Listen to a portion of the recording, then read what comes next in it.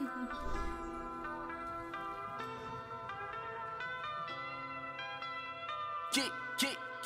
be like, I would like 3 chicken wing with the fried rice. I be like, I would like 3 chicken wing with the fried rice. I be like, I would like 3 chicken wing with the fried rice. I be like, I would like 3 chicken wing with the fried rice. Used to eat Chinese on the late nights at the land with a hater who would throw shade wife. Box like an ocean, I ain't think twice. Turned into Larry Bird, homie, that's a great white. Spell victory on the lips, then she get dismissed. When you kiss, tell me what it tastes like. You know the face nice. If it got switched, then the cake's baked right. Back at HU, used to hear Ho Chi laid up and cook. What's good, what's good, what's good, what's good, what's good, what's good, what's good, what's good, what's good, what's good? When I leave, y'all know me, high be smoke free, but I'm higher than the kite that you let go free. Train wreck, peer pressure by the homies. Now I'm sitting in the coop looking like Smokey. Acting like I'm finna OD. Brody like chill. Welcome one, welcome all. What up, what up, what up, what up, what up, what up, what up, what up, what up? Welcome into the stream. Tried to explain I'm a drinker, he cut me off. Told me ride with him in the drop. We gon' pick it up, but I'm putting in the order now. What you want from the Chinese spot? I be like, hello, China one. Okay, what your order? let me get a 3 rings, chicken fried rice, 1 egg roll. man, let me get a Soy sauce? No duck sauce. Okay, 15 minutes. I be like, I would like 3 chicken wing with the fried rice. I be like, I would like 3 chicken wing with the fried rice. I be like, I would like 3 chicken wing with the fried rice. I be like, I would like 3 chicken wing with the fried rice. What's good, Joker? Welcome into the stream. How you doing on this fine moon day? This moon day. Moon day. It's moon day.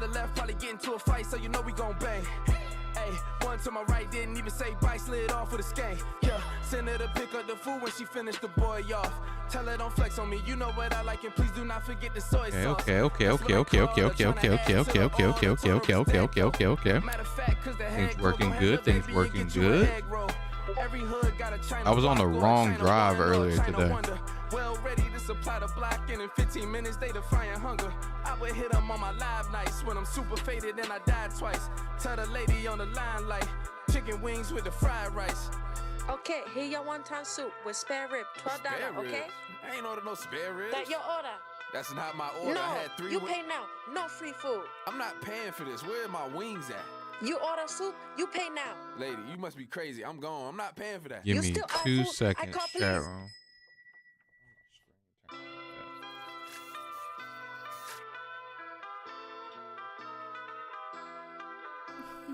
I got something real interesting to talk about at the start of this stream, chat. It's real interesting, Chuck. I be like, 3 chicken wing with the fried rice. 3 chicken wing with the fried rice. Chicken wing with the fried rice. Used to eat Chinese on the late nights at the land with a hater who would throw shade wife. Box like an ocean, I ain't think twice. Turned into Larry Bird, homie, that's a great white. Spell victory on the lips, then she get dismissed. When you kiss, tell me what it tastes like. If she ain't thick, then you know the There it is. There it is. We gonna listen to this today, chat. We gonna listen to this today, chat. We got a little bit to talk about. What's good, Keenan? Welcome into the stream. How does it? How you doing on this fine moon day? How you doing? How you doing, brother? How you doing? How you doing? Chat. Chat. I hope everybody's having a wonderful moon day. Welcome in, welcome one, welcome all. Look, I told you guys last week that we wouldn't talk about Nintendo again until the Switch came out and we got like Switch reviews and stuff like that. But Nintendo can't seem to not like stop setting their ass on fire. So there is a bunch of craziness that just happened with an interview that is like world class. I'm surprised more people aren't talking about this interview, considering the fact that it was on CNBC television. It was big. It only has like 183K worth of views when it was the Nintendo president of America talking and saying shit that's crazy. Or one statement that was necessarily crazy. Another statement that absolutely addressed a lot of people's concerns, but not enough people are talking about it, okay? So what we're going to do is we're going to watch this interview. We're going to react to it and talk about Nintendo one more time before we finally pause on talking about Nintendo again, because there's not really much to talk about. It's not going to change. It's going to be what it is. Okay, this is the Switch 2. Welcome to the new age of Switch, if you care. And we'll find out other stuff while we react to that. So grab your drinks, grab your snacks. It's time. Let me show you what time it is. Outside of that, we're gonna have a great stream today. We're gonna play some South of Midnight, and because I've been waiting all week to play that. I've been super excited to get down on that game, so I've been waiting until the stream to get that. And it's installed and everything, so we're gonna run it and hop into it. Keenan said about the smoke break since the Todd is down in bed. Hell yeah, get it in, puff. My boy. All right, brother. Grab your puffs, grab your drinks, grab your snacks. It's time. Let me show you what time it is. I'm about to get some water, chat, because that's all I need this afternoon. We just need some water. We're gonna hit some water, and we're gonna hop in on this Doug Bowser interview that's pretty spectacular. Okay. All right, 1 second.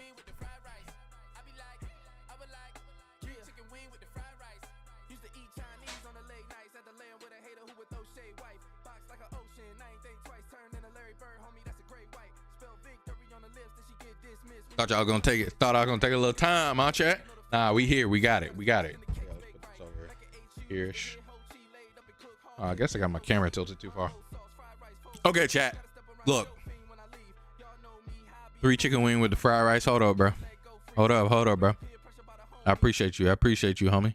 Telling us about the three chicken wing with the fried rice deal. All right, chat. If you don't know, last week we talked a lot about Switch 2. Switch 2 is crazy, okay? A lot of wild, insane things are going on with Switch 2, from the game's costs, the system's cost. The system cost is understandable, it's not so crazy. But one of the biggest things that were talked about when it comes to Switch 2 is none other than tariffs. And I told you guys constantly when it came to tariffs that the tariff excuse that people are making, because keep in mind, Nintendo has literally never said anything about it. Their words have never been talked onto it until today. We have Doug Bowser's interview, and I already read the excerpts of it, so I know most of his responses, but these are going to be my first time voicing my reaction outside of hearing it and laughing, okay? So one of the big things that was talked about was tariffs, and the prices of the video games, the prices of the equipment, and the prices of the console in itself, even though people do understand a little bit about the price of the console itself, but it's not so much of a bigger deal. I think the console could have came out at $450 if the games would have came out at $60 or even $70 would have been an understandable, because $70 has pretty much become the industry standard over the course of a year, which is crazy to me. That we've become to accept $70 games, where everybody had such a huge problem with it when it first got announced. So yeah, lock in, chat. It's time. Let's go. Interview with Doug Bowser by CNBC Television.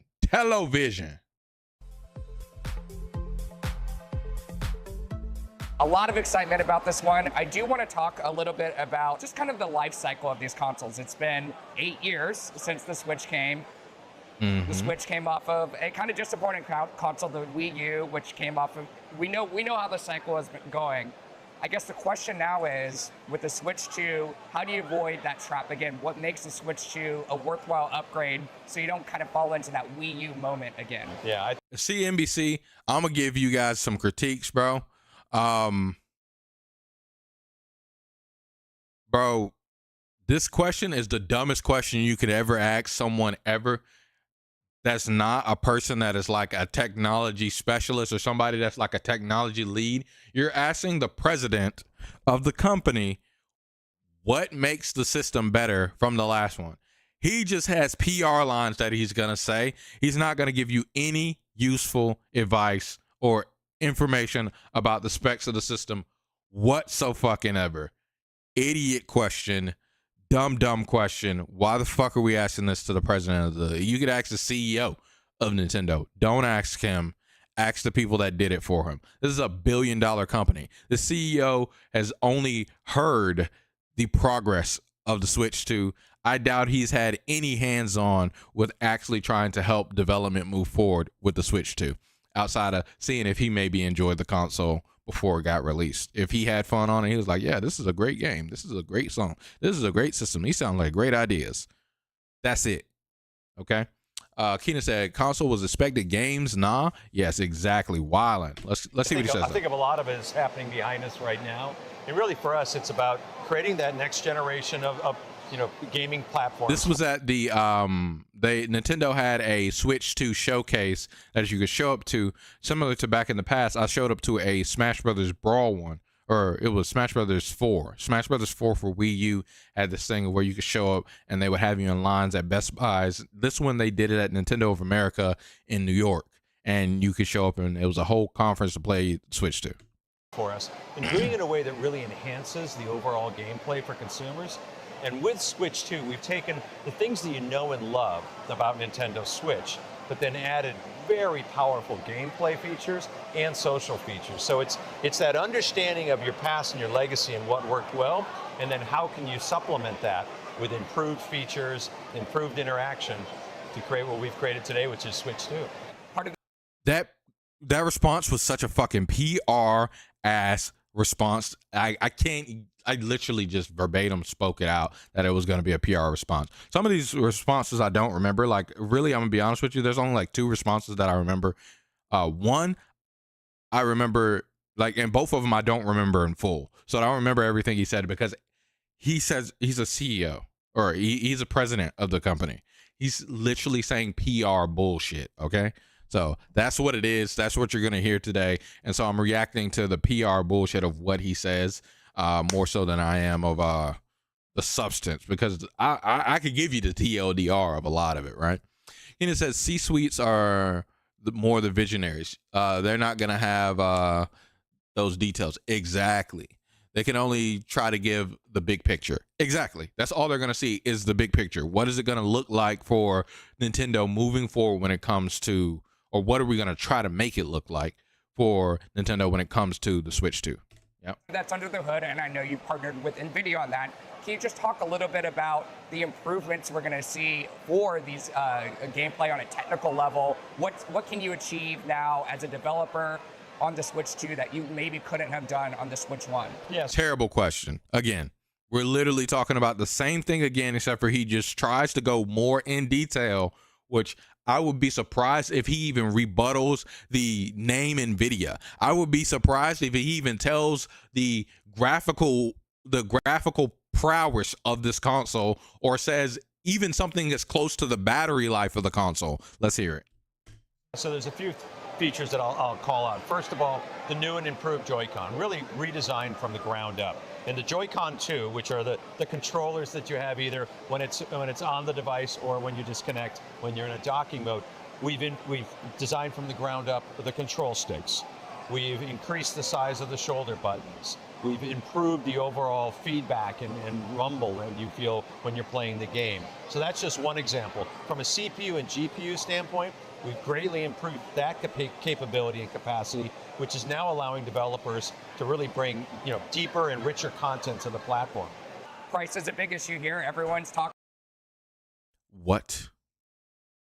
That was a big nothing burger, like a big ass nothing burger.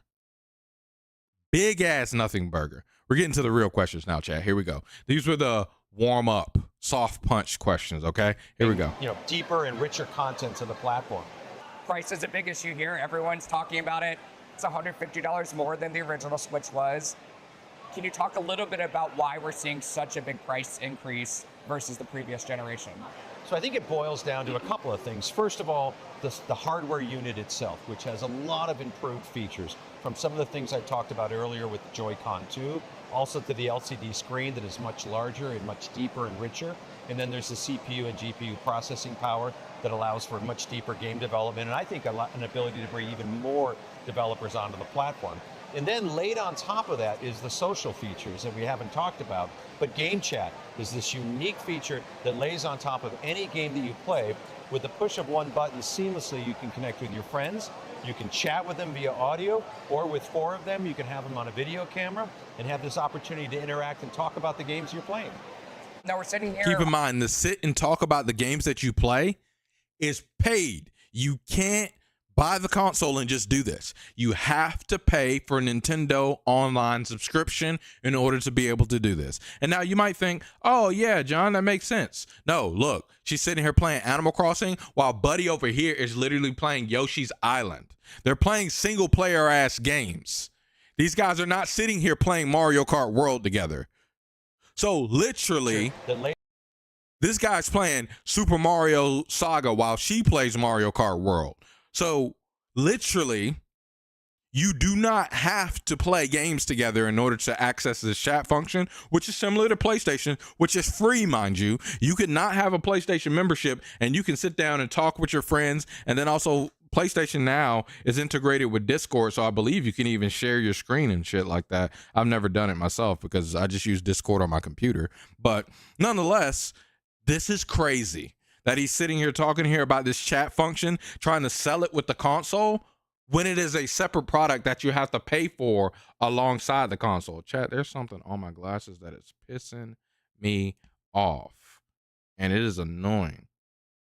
Y'all ever get those spots on your glasses that is like, bro, I literally have the cloth that's supposed to remove all the shit off of my glasses, and my glasses are not that dirty. I clean my glasses quite often. Like, come on, man, get the fuck out my way, bro. Every time I see you, I'm looking at you like dead ass. All right, back on topic. This man is selling this console chat function like it's not a button that you have to pay for separately outside of buying the console. You literally buy this console for $450 with the chat function, with the mic function, with all of these cool abilities. And mind you, I also have to buy a camera separately, mind you, too. So that's another thing on top of it that he's trying to sell with his chat function. But you do all of this just for, at the end of it, you still have to pay for a subscription service each and every year in order to be able to utilize this function. On top of any game that you play. That's insane. With the push of one button, seamlessly you can connect with your friends, you can chat with them via audio, or with 4 of them, you can have them on a video camera and have this opportunity to interact and talk about the games you're playing. Now we're sitting here on April 2nd. It just so happens, as we're recording this, the President of the United States right now is announcing his tariffs. You and so many other executives. Here's the big one right here, chat, okay? Where everybody talked about tariffs. Let me read Keenan's thing real quick. It's stupid for sure. I really don't care so much because I would still pay for it online. So morally, it's scummy, but realistically, it wouldn't matter for me. Exactly. I get where you're coming from, Keenan. Like in most cases, if you're playing a console, you're going to be playing for the online as well. This is perfectly fine.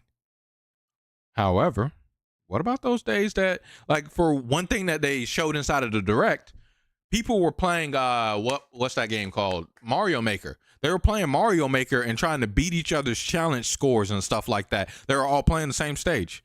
Mario Maker is, in most cases, when you do that, you could do it in multiplayer, but it's just better to do that shit in single player so you don't have to deal with the laggy online nature of Mario Maker. Especially now that we could be in a chat room together. Why the fuck do I have to pay for this in order to do this other thing? See?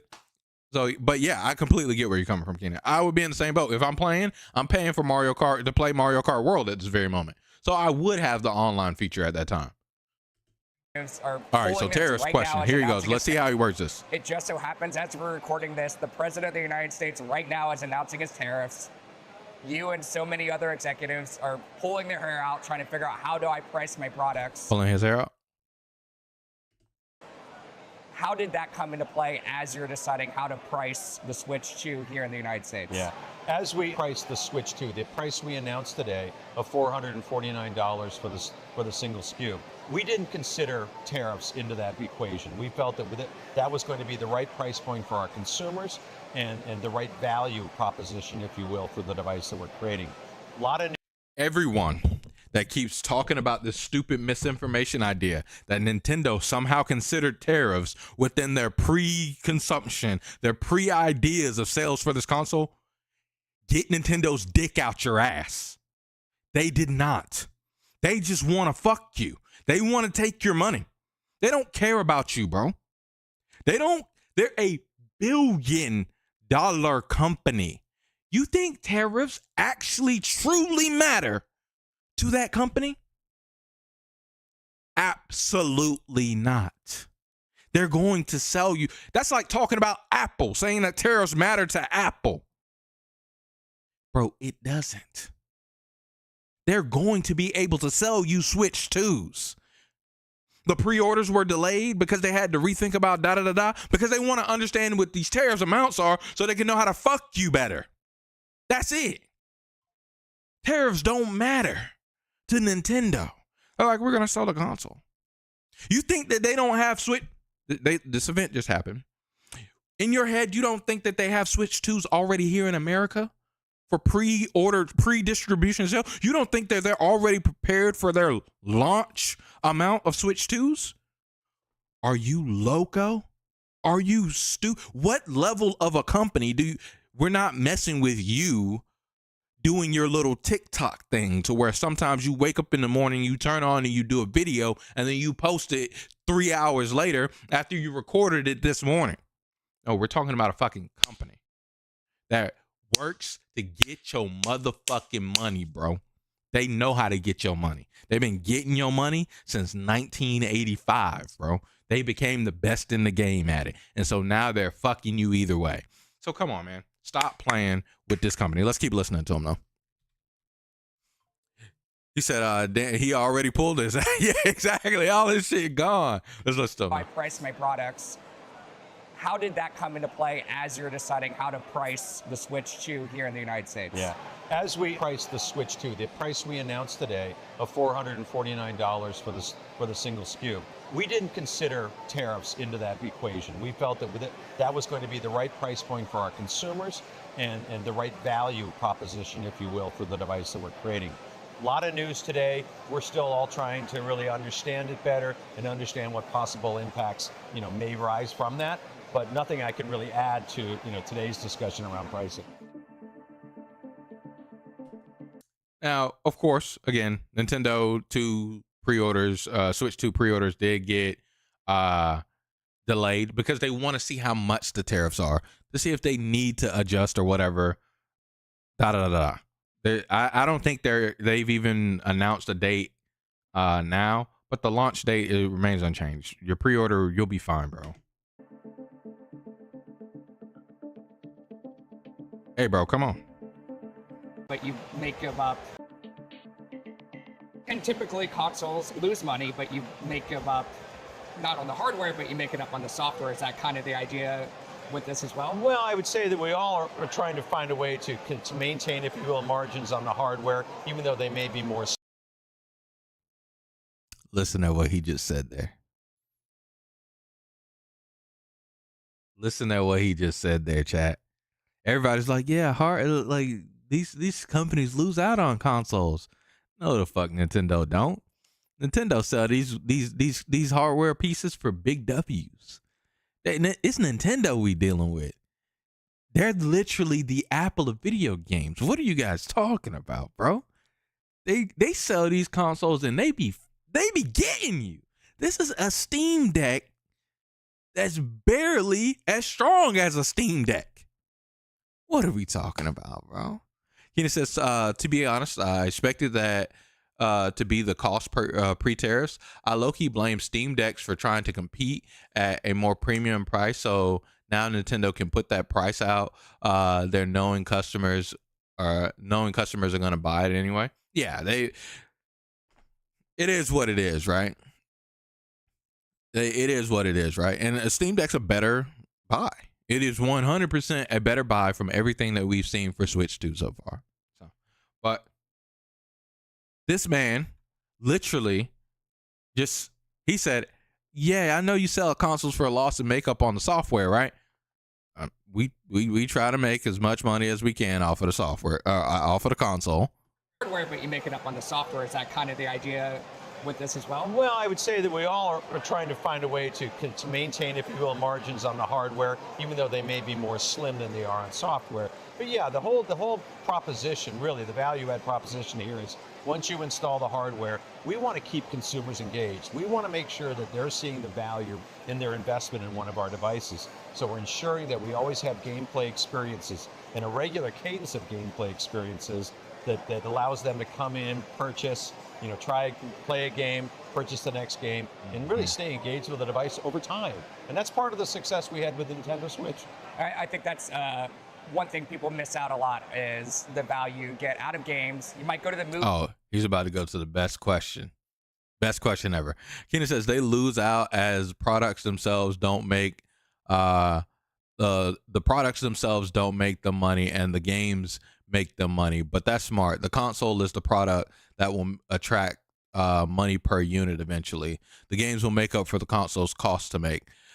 Yes, that's theoretically the idea, but they make minimum, like it's not a margin of where it's a loss. It's not a loss. They definitely make a good margin on those consoles. That's why they sell them. No company is going to be this big and operate at a loss on making your main piece of hardware.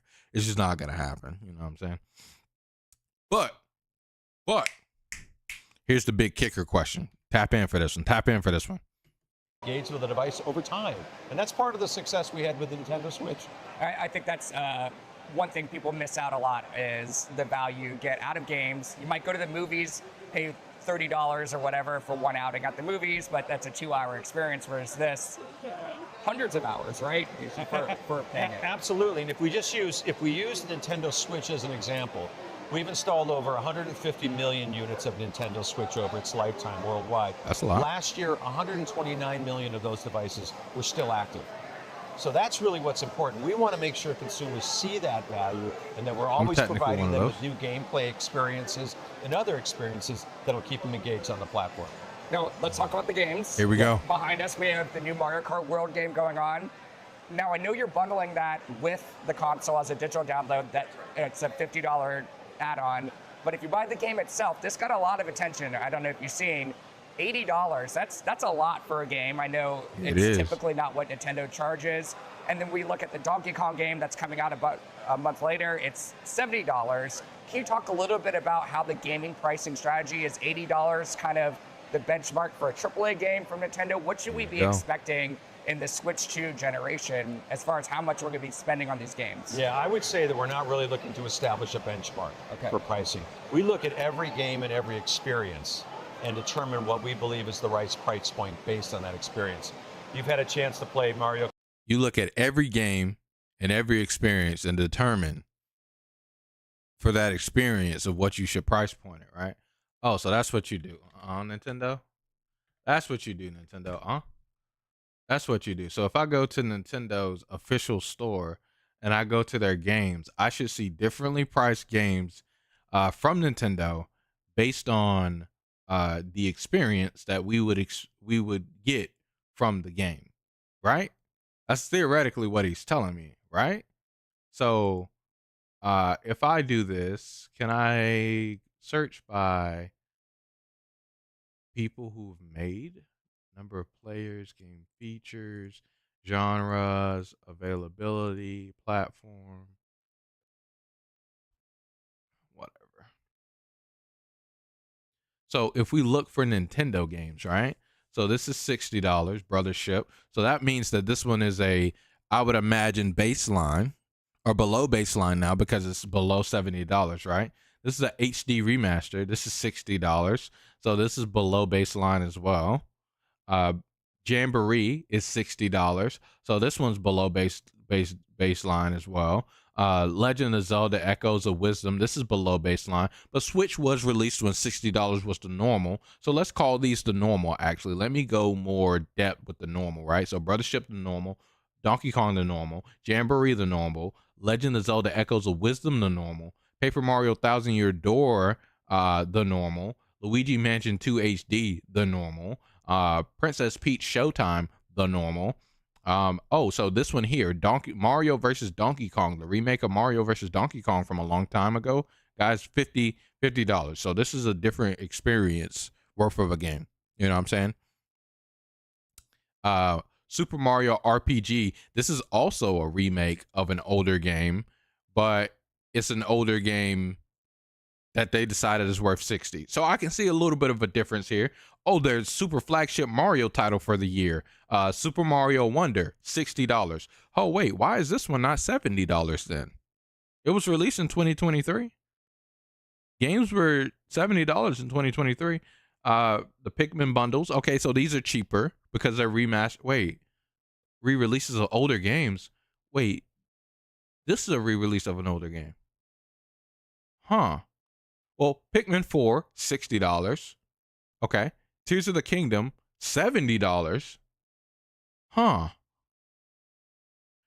Nintendo, who the fuck are you lying to, bro? You don't price games at different prices for the experience. You talking about your flagship Pokemon games, Pokemon Scarlet Violet, $60 a piece? $120 if you get both, but $60 a piece? Who are you bullshitting, Mr. Bowser? I've been with Nintendo I've been with Nintendo long in my life, longer than you've probably even cared about video game consoles at this point now, from the way that you're talking. Well, let's hear him out. Let's hear him out. We look at Ken every says 10-year-old games still $50, never on sale. They never go on sale. It's so crazy to me, right? game and every experience and determine what we believe is the right price point based on that experience. You've had a chance to play Mario Kart World and see how deeply immersive it is. Deeply and how immersive, fun it is. Jack. And we haven't shown everything yet. We still have a Mario Kart World Direct that'll be coming that'll show even the deeper. We're gonna watch feature that, set. chat, maybe. So we It's believe in 3 based days. on the depth and breadth of the play and the repeatability of the play over time, the pricing that we announced is the right pricing.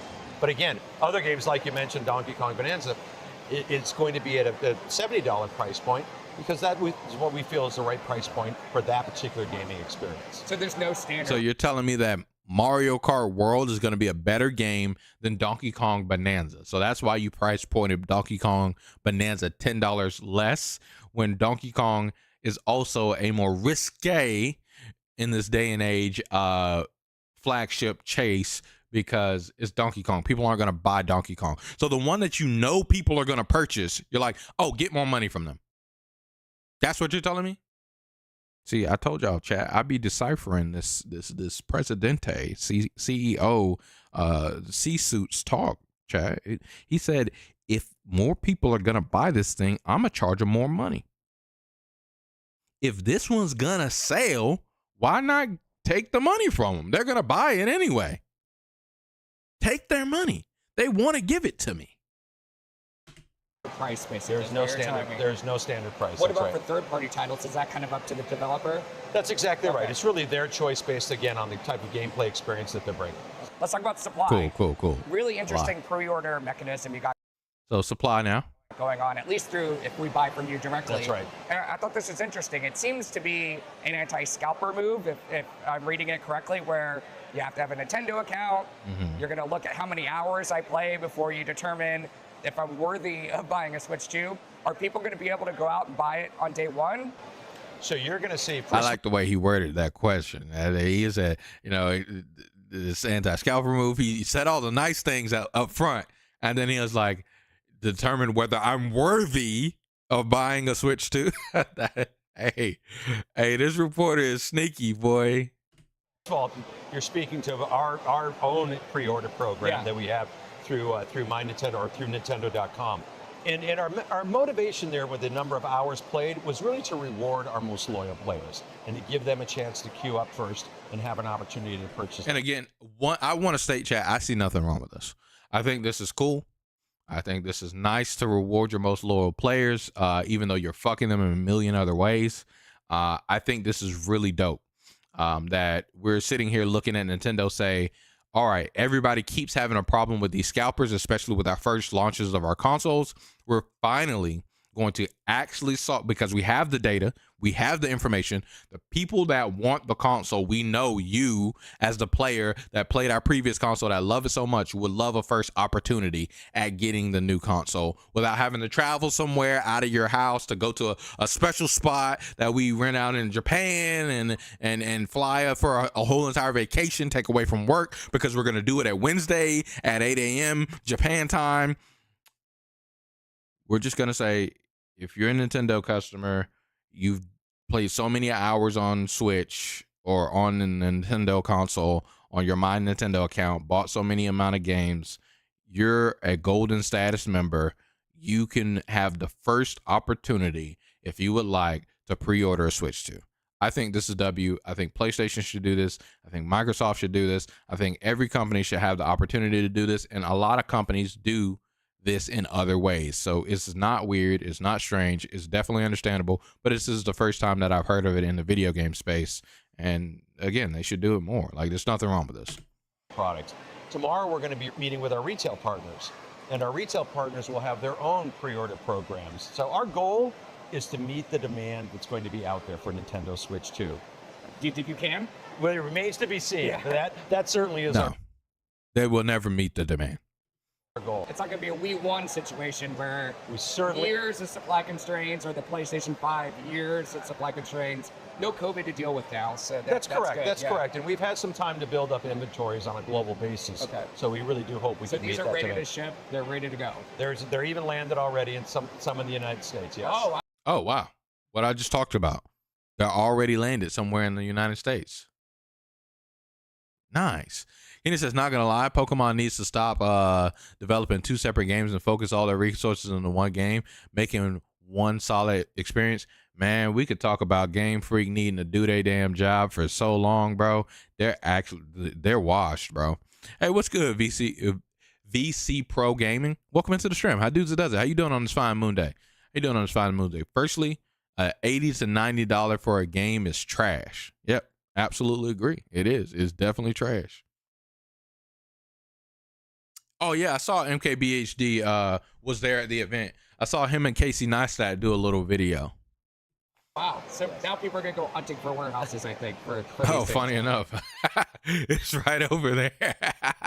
Funny enough. I want to talk about safety, kid safety. When I saw you introduce Game Chat in the direct today, the first thing I thought, oh my God, this is going to be a nightmare for parents and kids. Like, you know, Nintendo usually doesn't do these kind of features by design. And then you said parental controls are going to be part of it. Can you talk a little bit about how you guys thought through Game Chat to make sure it is safe for kids? Because we're seeing on mobile games, on tablet games, we're seeing huge issues with this right now. Parents are concerned about safety online games. What is the process with Game Chat? How you guys thought about that? Dog, CNBC, I hate you, bro. You're a liar. Ain't no parent concerned about their child on a video game chat. Ain't no parent really concerned about their child on no damn video game chat. They're concerned about their child in a chat room. That is vastly different. They're talking about like going to forums, going to Reddit, joining Discord chats. That has nothing to do with their Call of Duty lobby. At worst, in their Call of Duty lobby, they're getting cussed out by some grown man. That's the most that's happening right there. Ain't no parent concerned about their child, and no doubt, goddamn, that's back when I was a kid that they were concerned about us talking to strangers online. That was like when I was a little child, man. We done all been, us as grown folks done all been through Call of Duty lobbies. We understand what a chat is online. Yeah, well, first of all, for us as an industry, player safety is critically important, in particular child safety. And so it's a really important issue that we're addressing at the industry level, whether that's through the ESA or whether that's through the ESRB. When it comes specific to Nintendo, there's a couple layers that we can implement. So first of all, with Game Chat, when you choose Game Chat, you're only choosing from a list of your friends. So you're not going online to a wide open No community. strangers. That's right. It is your friends and it's your friend list and those people that you've invited into your gaming environment. Second, for kids 15 and under, we're putting on top of that the parental control app.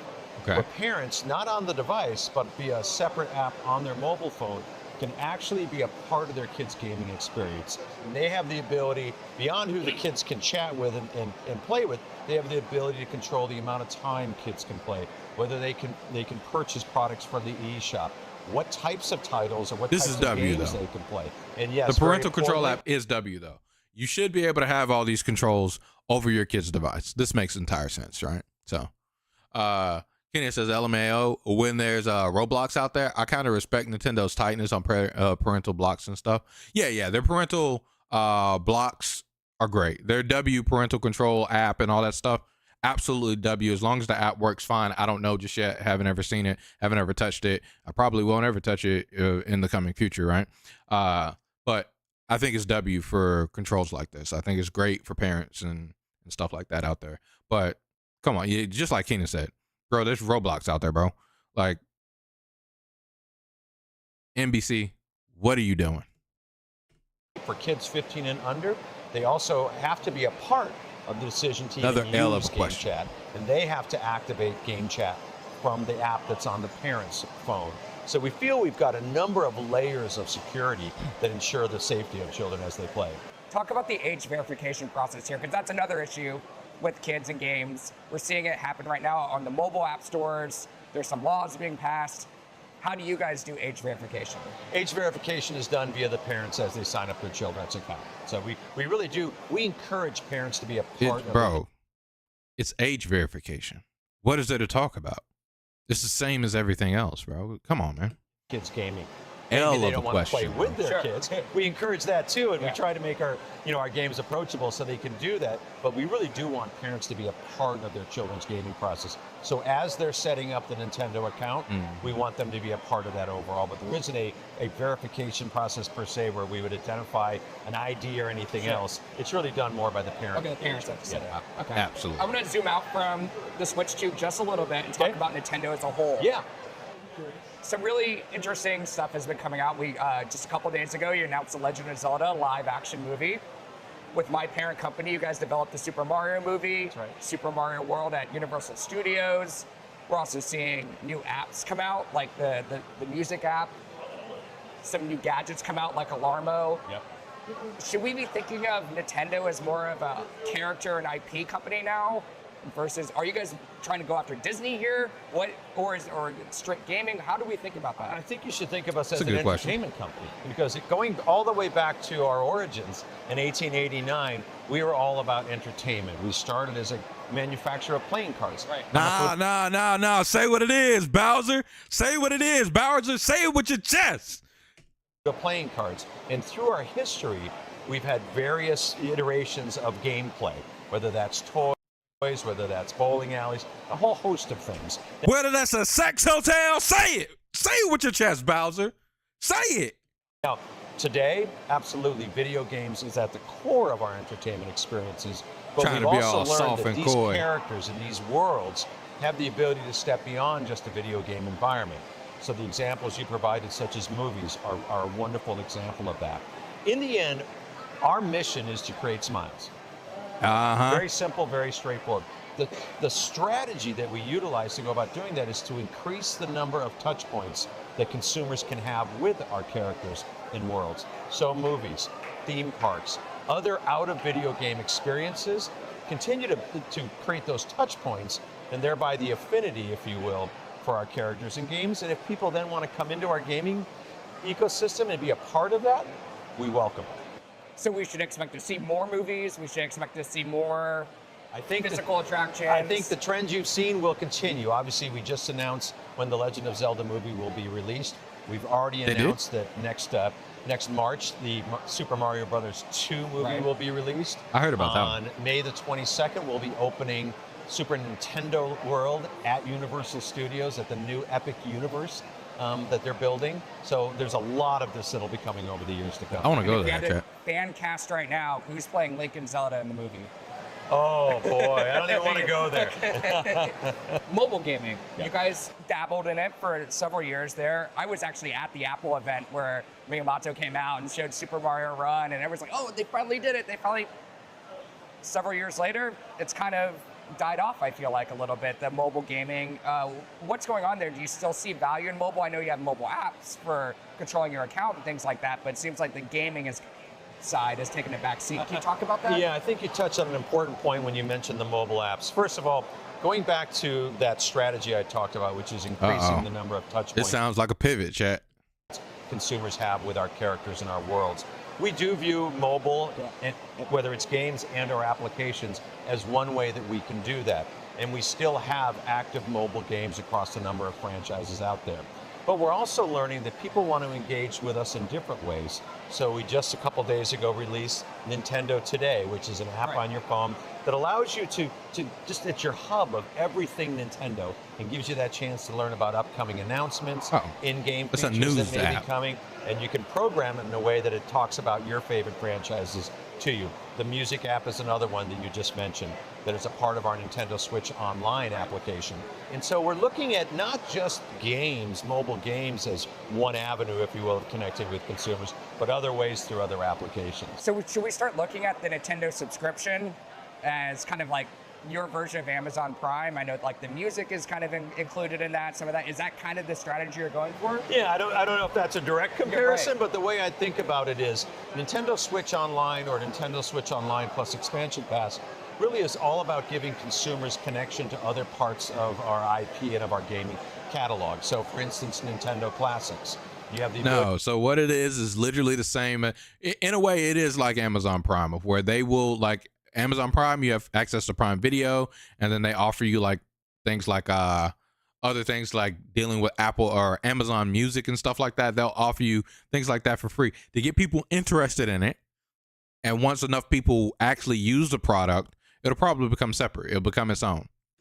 ability to go back and play games from your favorite platforms, maybe the ones you started on, whether it's NES or SNES.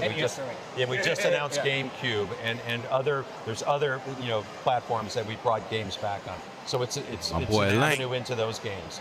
We've also announced that with the launch of Nintendo Switch 2, we're going to be taking some of the most popular games that were on Nintendo Switch, like The Legend of Zelda Breath of the Wild or The Legend of Zelda Tears of the Kingdom, and offering Nintendo Switch 2 editions, so abilities to up-res the gameplay, to have more features available, and those will be given for free through the Nintendo Switch Online plus Expansion Pass subscription. Music's another great example. So we are looking for ways to engage our consumers through that subscription model in a lot of different ways. Not just games. Not just games, exactly. Finally, we got to talk about artificial intelligence. I know Nintendo's not an AI company. I don't think they're going to launch a chatbot to compete with OpenAI anytime soon.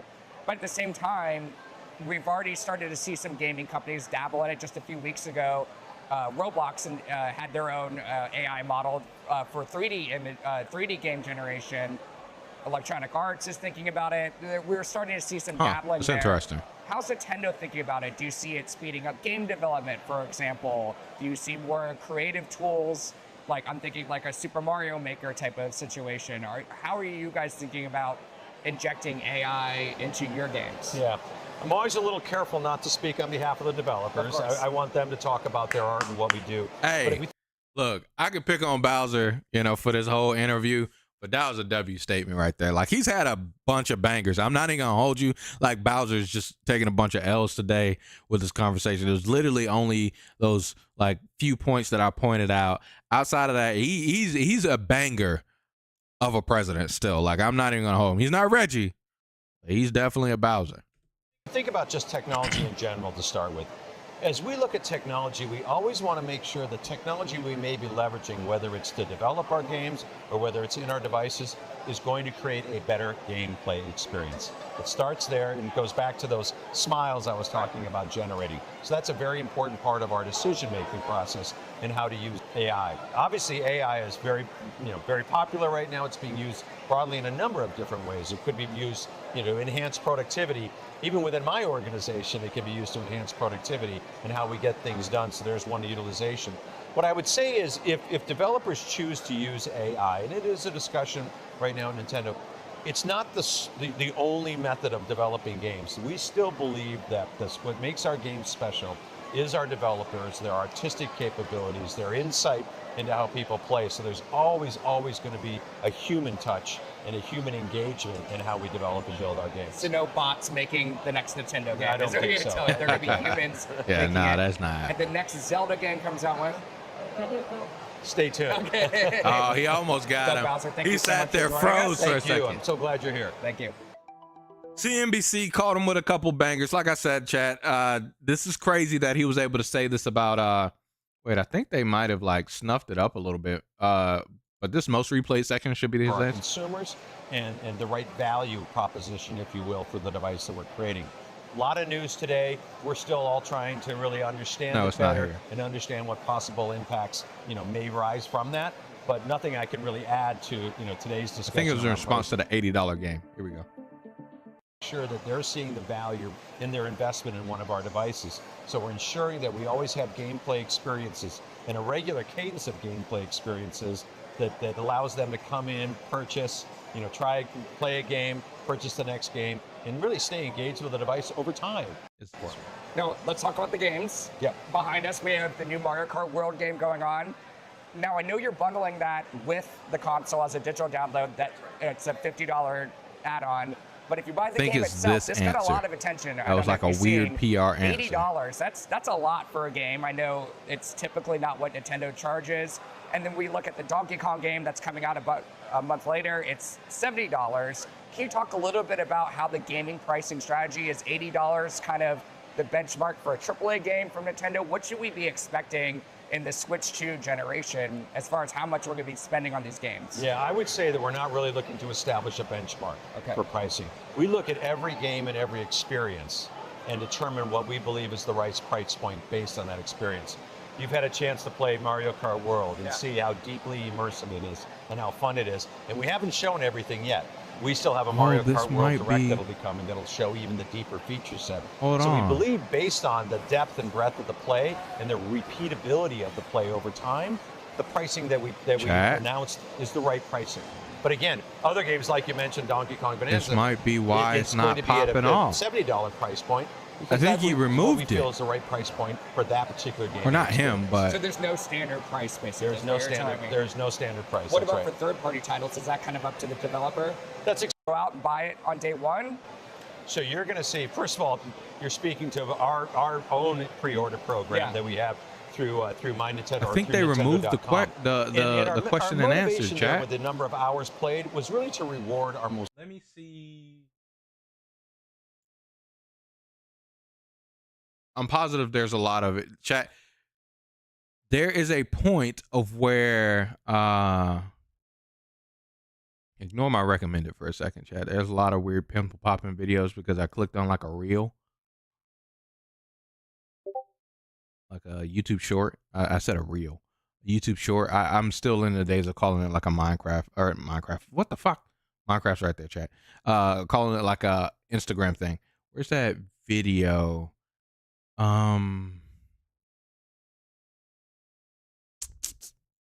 This guy Luke Stevens. So in sort of a surprise info talked dump about it. I don't know if this is his only channel. I don't think so. Main channel. Yes. So he talked about the response. Okay. So it's no mystery that Nintendo has kind of been fumbling the revelation of the Switch 2, the launch pricing, all sorts of stuff. And that's par for the course. A lot of companies struggle with announcing, like, okay, here we go. How should they deal with this? How would you expect them to deal with it? Would you expect them to communicate to gamers, just meet them where they're at and like explain candidly why they've had to price things the way that they are, and maybe walk back the $80 price for Mario Kart, explain that, we were braced for problems with global influences or whatever. Maybe we do that? No. Nintendo has chosen to make a series of hilarious mistakes over the last day or two in an attempt, I guess, to explain away this or to quell the concerns and fears with the pricing, but it doesn't do it. So buckle up.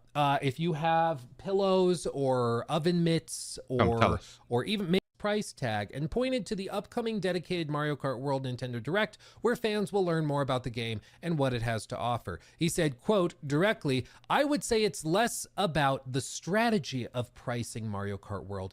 It's more just whenever we look at a given game, we just look at so this is where he gave this answer. And what's the content? What's the value? Mario Kart World, I think, especially as you see from the Nintendo Direct, not to give you any hints or anything, but I did read your article this morning, and I think you had mentioned that you didn't find a lot to discover when roaming around. So I would say tune into our Mario Kart Direct to see what maybe you'll be able to find out about that. But honestly, this is a game that is so big and so vast, and you will find so many little things in it to discover. And there's still some other aspects remaining that I think as people end up buying and playing the game, especially buying, they're going to find this will probably be the richest, quite the word choice, Mario Kart experience they've ever had. Yeah, it's going to be the richest Mario Kart, all right? It's going to be the richest Mario Kart, all right? Your W Basically, on that. We've priced it at 80 because we think we can get away with pricing it at 80 with what we have in the games. Now, where's this?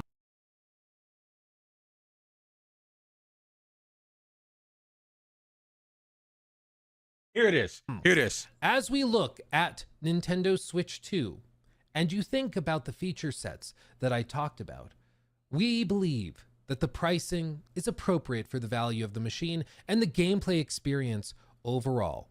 Okay, it might be worth $450. If we have to like raise prices to $500 plus, I really don't think that It might have makes still sense. been in that But, interview, okay, and I might have just skipped still it, chat. doesn't So here we point go. to the Check them out. question Check them of out. games, which is something you'll see them do a lot, where they kind of combine the pricing of the Switch and the games, because they don't want to talk about the pricing of the games specifically, because that's kind of hard to defend. So instead, they try to say, well, the Switch 2 is actually a really good value when you price out the components. Exactly. And stuff These are sleazy talking tactics, chat. like that. But he continues, we recognize there are some people Here we go. that may not be able to afford the Switch 2's price point, including the console and the games. That's why we wanted to make the other Switch platforms available, so people still have an opportunity to come into our gaming universe, be part of these characters in these worlds, and see value, if you will, in whatever rung of the platform they come in. He straight up He just called everyone broke. He literally just said, you have no money, so buy the old 8, like the Switch, buy the old 8-up Switch, the old Dusty Boy Switch. That's what you brokies can afford. Only rich people can afford the new high-class Switch 2, and it sucks to suck. This is for rich people. You're not one of us. They not like us. calling you broke. There we go. Straight up. Well said, Luke. I'm gonna die. He straight up is just like, yeah, if you can't afford it, go buy that console from 8 years ago that we've already been selling. Go buy that, brokey. Like, that's the approach they're taking, really? But it's not the first time that an executive has said something so dumb. Just like he's about to say here, you guys might remember that a similar statement was said like not too long back that caused the fail of an entire console, we would say. It's been reaping pain to this console to this Basically day. telling their own customers or potential customers, yeah, if you don't like it, don't buy it. Like daring people not to, and to just go buy the old thing everybody's ready to move on from. You see, back in the year of our Lord and Savior Jeff Keighley, 2013, there was an interview that a guy named Don Matrick did. You see, Don Matrick headed up the Xbox and Xbox Live initiatives for Microsoft all through that 360 generation leading into the Xbox One. And if you don't remember the Xbox One launch period, that's fine. Basically, all you need to know is that a lot of people were quite upset because they announced that the Xbox One was going to be always online. You could not like trade copies of games. So if you bought a copy of a game, you could not give it to your friend or sell it secondhand. It was going to be tied to your account forever. Like, just think of any sort of anti-competitive, anti-consumer policy. The Xbox One almost certainly preached it and put it forward as like something they were proud of. Absolutely. But predominantly, the primary concern was with regard to the always online connectivity. It's just a really sucky thing to be told, like, hey, buy our multi-$100 console, and then you can't play games if your internet drops out, if you live somewhere rural and you don't have a steady internet connection. That just sucks. And there were even reports of like active duty service members in the military, in military bases all over the world, serving like the United States, asking Xbox, an American company, hey, we're not going to be able to buy this. We don't have steady internet at this military base in the middle of wherever. So what are we supposed to do? And Mr. Don Matrick, he did an interview with the one and only Jeff Keighley and had possibly the most out of touch, dumbass explanation for what people should do in that instance.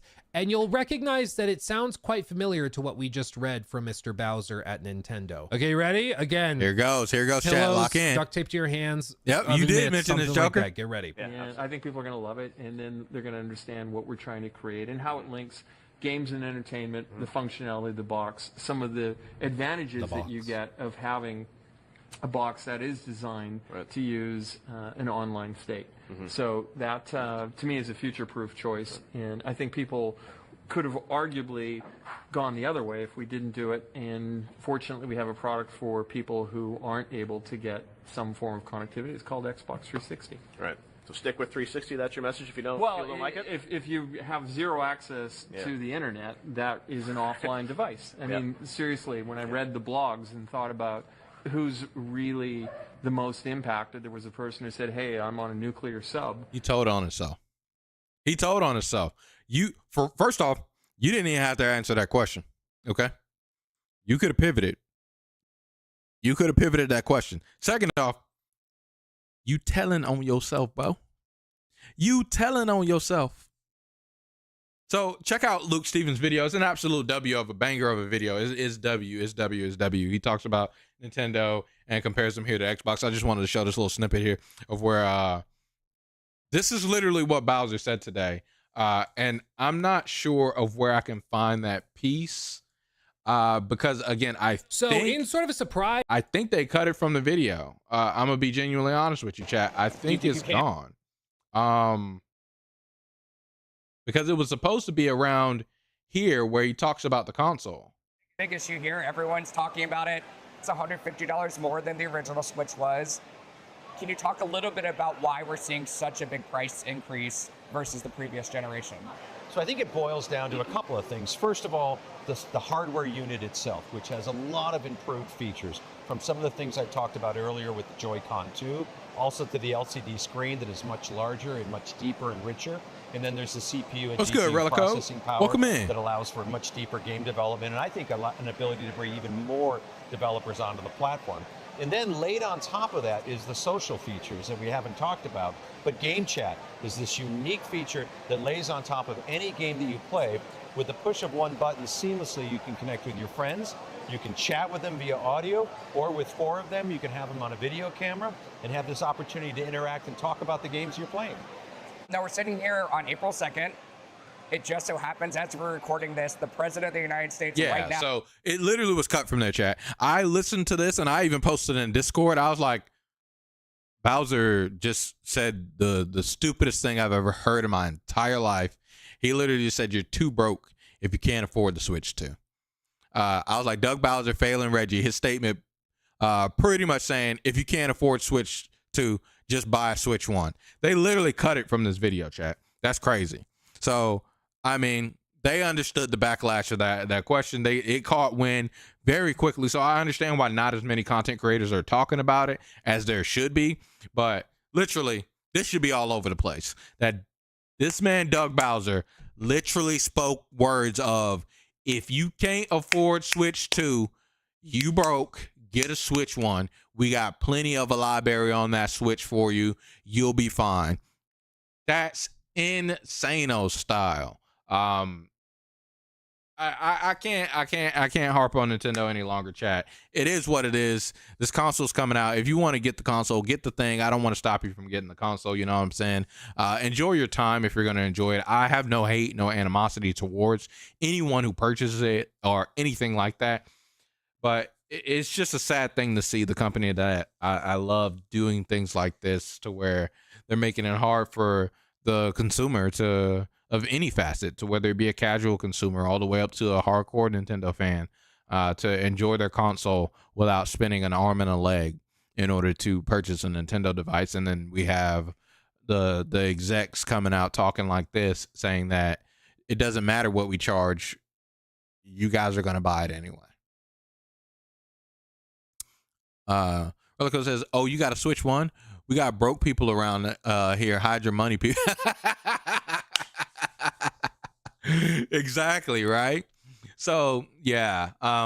Shout outs to CNBC for asking a good range of questions here, from most useless questions to actually some pretty hit bangers. Sad that they took that one question out of the video, or that one response out of the video. But thankfully, some content creators did hop on it to cover it. I just wish more people would have.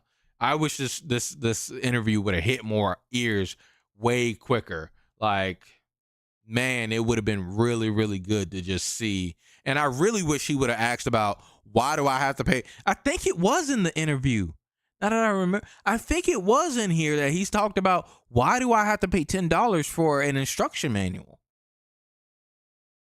I think he asked that. It's gone. Man, Nintendo, they say, hey, yo, take that shit out. You making us look bad. Man, Nintendo. Chat, I appreciate you guys for being here. Hey, you guys have been here for a whole hour. Hit the like button if you haven't already. Subscribe to the channel if you're new. Great content is here, okay? What I'm about to do, chat, is I'm about to use the restroom, and then after that, come back. We're going to talk about this weird, I'm going to touch base on this weird Bungie game called Marathon, and we'll talk about that for a little bit. It's going to be a teensy bit of talk about that, because it's not really a whole lot to talk about that. It's like an alpha in that Marathon game, and extraction-based shooters and stuff like that. It'll be pretty quick. Y'all know I love to hate on Bungie here, so more hate's coming up, so be ready for it. Lock in. I'm kidding. It's not going to be a bunch of hate. It's going to be fine. So let's begin to color our night and do the damn thing. But yeah, let me use the restroom real quick. I'll be right back.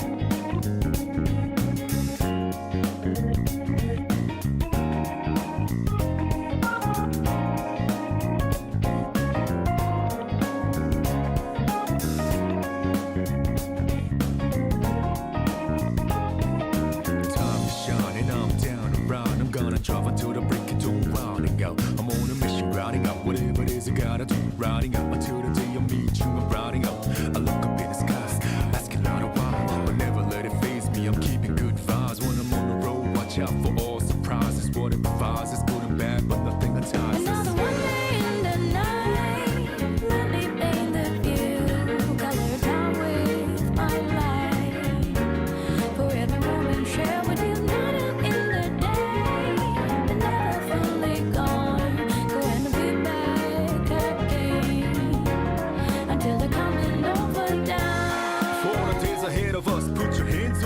Side to side for good luck, For the nights like this, put your hands up. Love the moment even from dusk, yo. You always got my back, and of course I got your back. Don't you worry about that now. It's been a good day, good night. It's gonna be a good day, good night.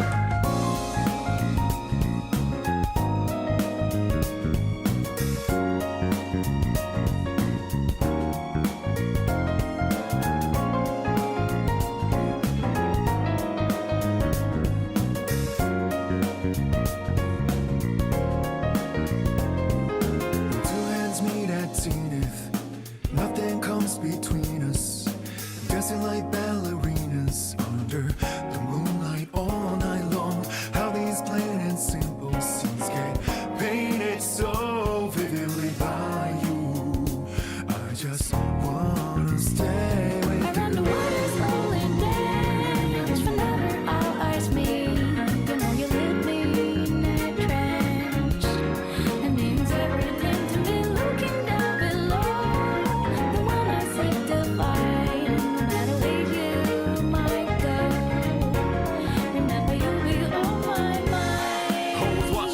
Somehow you make me feel invisible. Power to my soul, yeah. I'm not easy things that used to bother me, cause your existence just lights me up, yeah. You always got my back, and of course I got your back. Don't you worry about that now. It's been a good day, good night. It's gonna be a good day, good night. Within the inner heart I plead for you to talk to me. I wanna hear the good and bad, the stories you have. As I drift across the sky,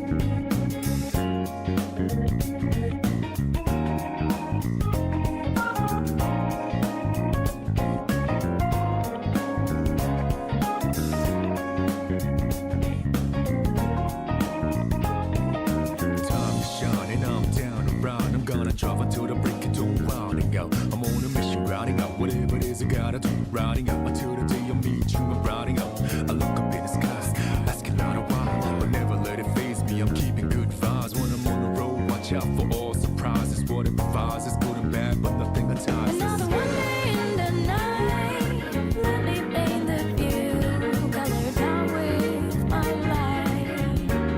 For every moment share with you, not out in the day, but never fully gone. Going to be back again until the coming over down. For the days ahead of us, put your hands up, wave it side to side for good luck. For the nights like this, put your hands up, love the moment even from dusk. Yo, you always got my back, and of course I got your back. Don't you worry about that now. It's been a good day, good night. It's gonna be a good day, good night.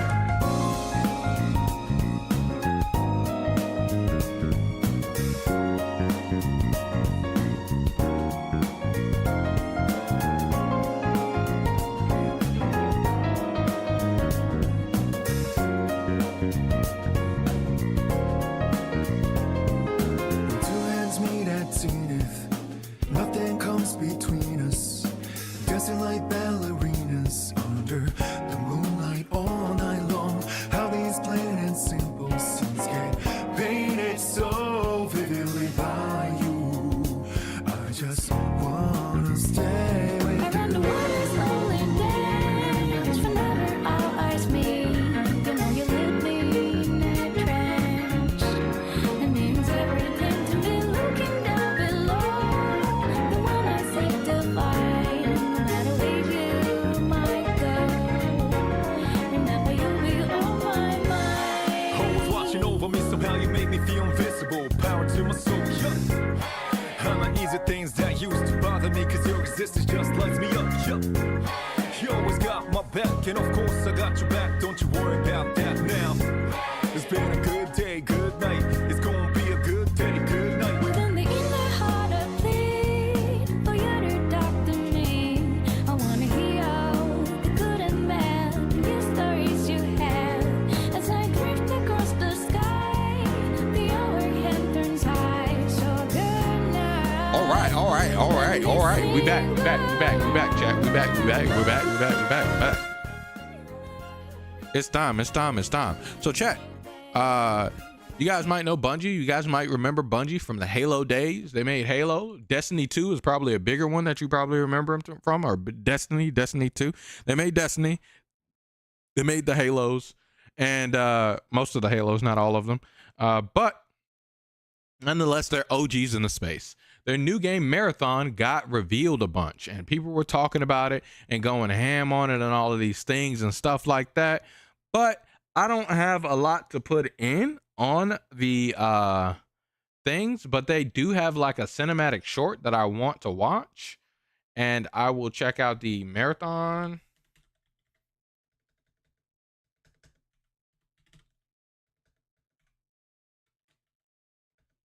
Yeah, let's look at this trailer from Marathon themselves from 2 days ago. They're going to reveal the gameplay, so we're going to watch this together, and we're going to talk about it a little bit. And this will be probably it. It's an extraction shooter, so it's kind of like a diluted game genre. But let's see what's going down. Let's see what Bungie been working on. Let's see what they begin at. Let's talk about it. Let's do it. Let's jam it.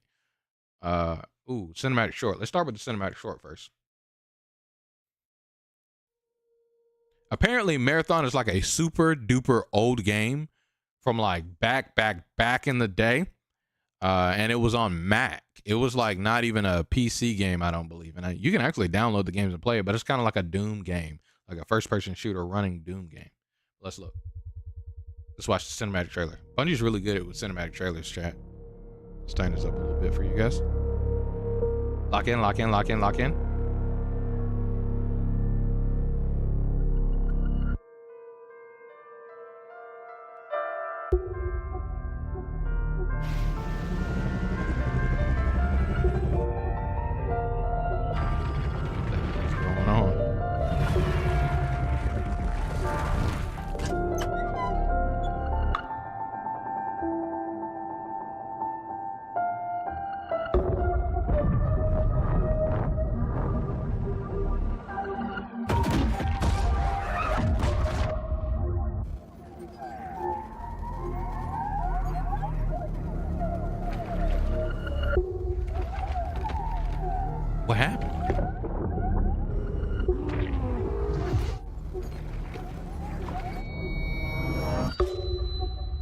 What just happened?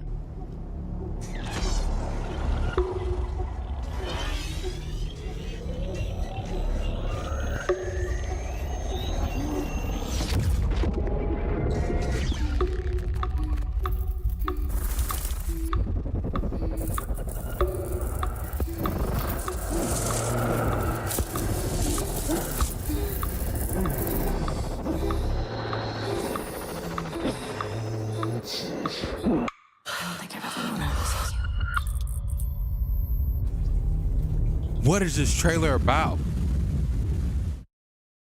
I met a traveler from an antique land who said, two vast and trunkless legs of stone stand in the desert. Near them, on the sand, half sunk, a shattered visage lies, whose frown and wrinkled lip and sneer of cold command tell that it sought to well those passions red which yet survive. Stamped on these lifeless things, the hand that mocked them, lifeless hand that mocked them. And the heart that fed,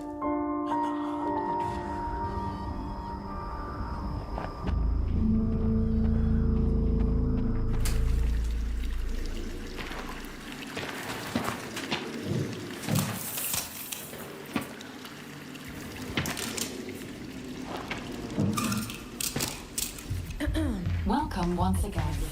Once again. How's the new shell? How's the new shell feeling? I mean, it feels just like what it is, right? Like $1 trillion. Like $1 trillion. Sakaguchi Genetics sent a reminder. Your shell repayment is coming up and will be charged against your line of credit. Yeah, I know. Do you mind if we skip the formalities this time? Got a big contract waiting down there, so. Understood. Let's proceed with your grounding exercise. Are you familiar with this item? That's my lucky charm. Yeah. It's supposed to be my lucky charm. Chat, I'm froze. I don't know what the hell's going on.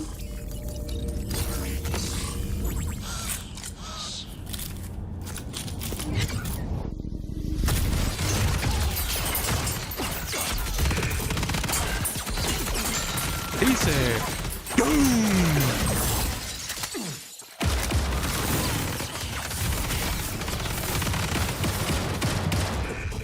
Is he getting tore up? He's getting tagged up. The homie. Y'all can't save the homie? That's crazy, chat. That's crazy, chat. They left the homie to die. Can you identify her? Yeah, that's my mom. That's your mother. Your mother. Now, consider this. Do you recognize this child? Who are you? I don't know. It's you. What? Really? What's going on, man? Bungie, tell me what's going on, man.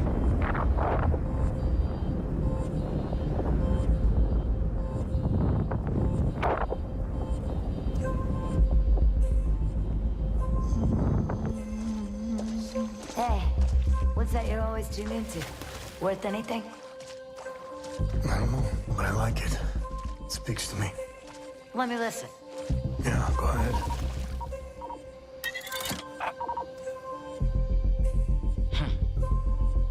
You ever wonder what happened to these people?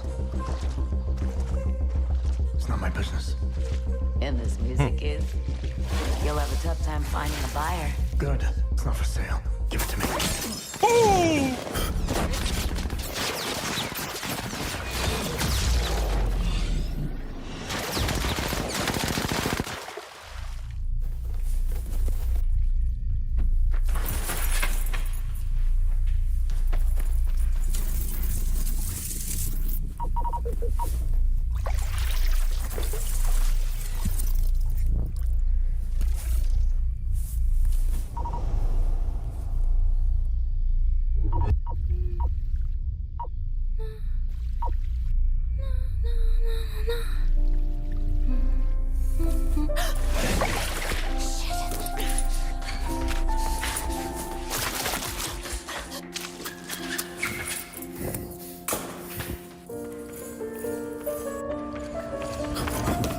Why didn't he just shoot?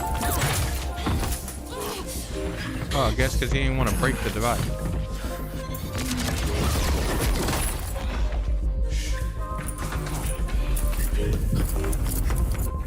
Yeah, he really want that device. Or the MP3. Pretty much. Probably what it is.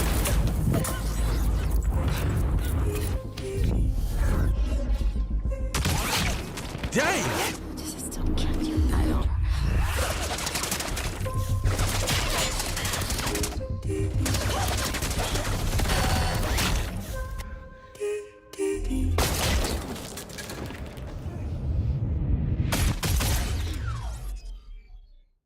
What the hell is this story?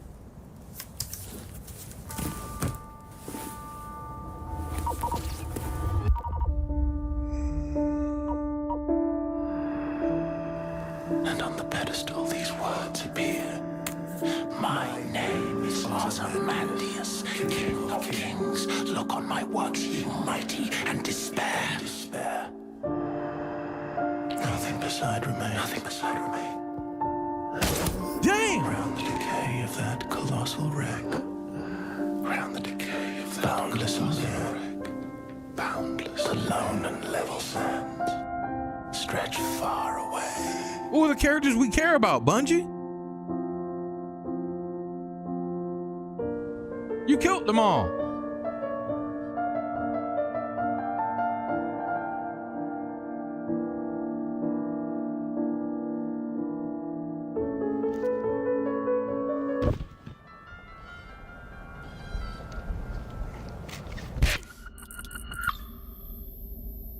Do you recognize this child?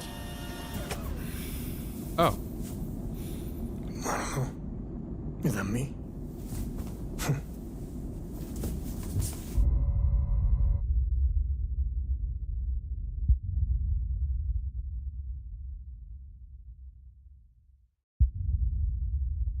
Bungie be doing weird shit, chat. Bungie be doing weird shit, chat. Is that it? Yeah, that's it. That's that short movie, chat. That was...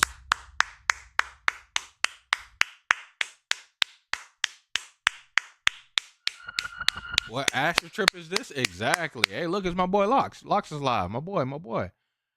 Yeah, let's check out the gameplay trailer, chat, so we can see what we're about to play, see what we're about to get into. I actually am kind of interested in this game. It's an extraction-based shooter, but like the problem I've had with extraction-based shooters so far is that none of them have really caught my eye aesthetic-wise, and then beyond not catching my eye aesthetic-wise, none of them have been in or from a developer that I like trust is going to actually make a game, if that makes sense. So Bungie is actually a developer that I trust will actually make a game. So hopefully this just won't be Destiny 2 is all I'm thinking. So let's see. Let's hop in. Let's look. Oh, it's too much going on. What's going on? Okay.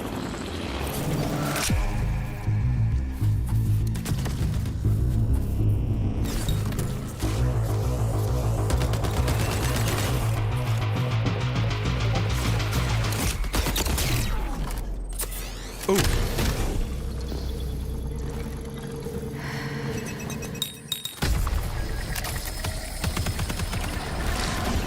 Why does the game seem so slow?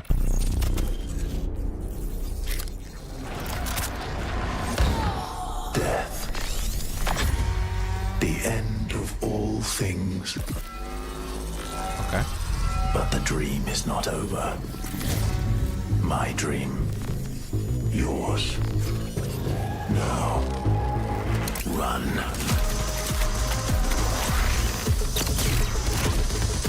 And that's the game about running? Why it's called Marathon?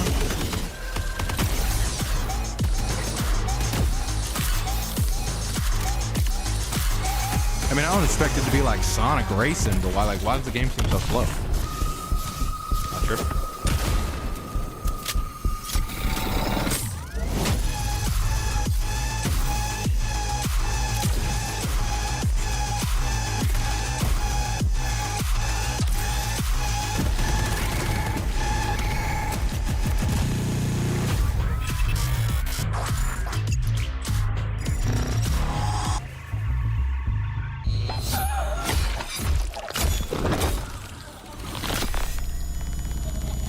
Okay, it's coming out this year, chat.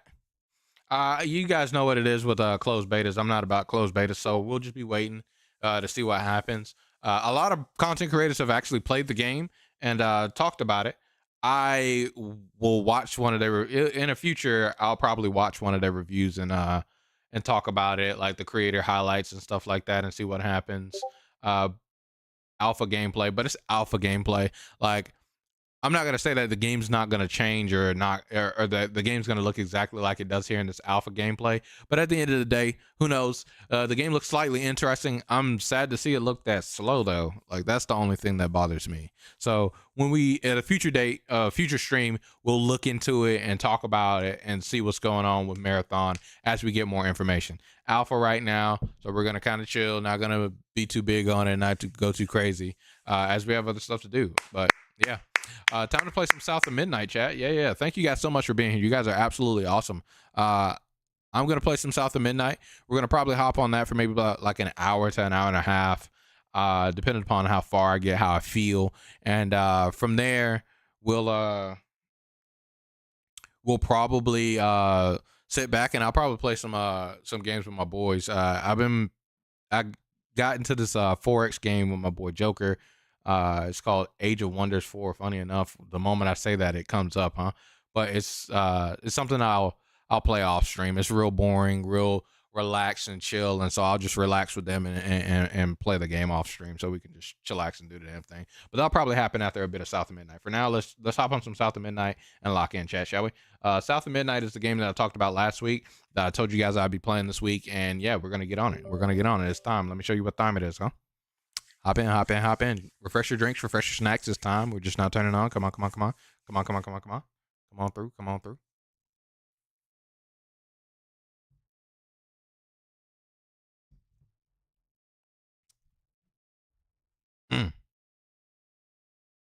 I dig my hole, you build a wall. Boom, boom. I dig my... Let me make sure this is streaming correctly. I dig my hole, you build a wall. It is. Cool.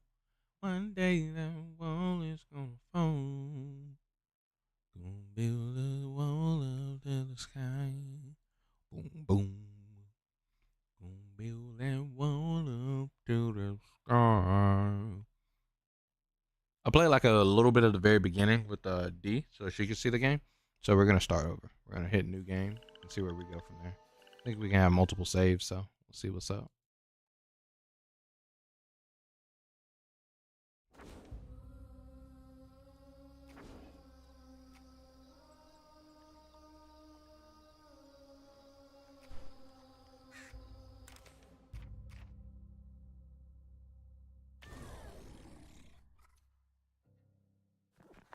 I guess there's only one save file. Whatever.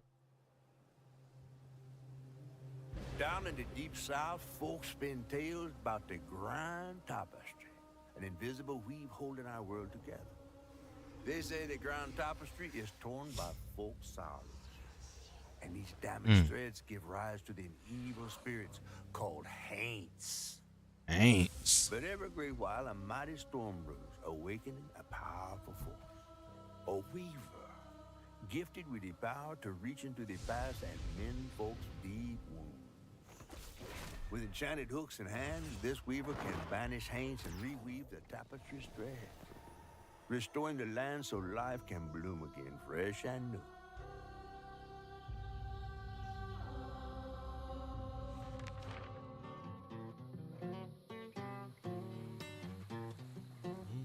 The last weaver vanished long ago, but I'm getting ahead of myself.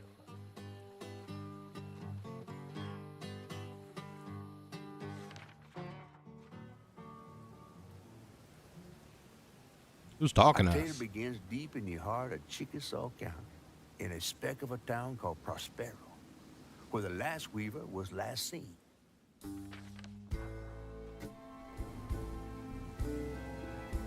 That evening, Hazel's mama was running late, driving home through a storm that seemed hell-bent on drowning the whole South. Meanwhile, our Hazel is packing an emergency box, fixing to evacuate quickly. A Hurricane Katrina brewing on the horizon, and a mighty big one at that. Hurricane Katrina, chat.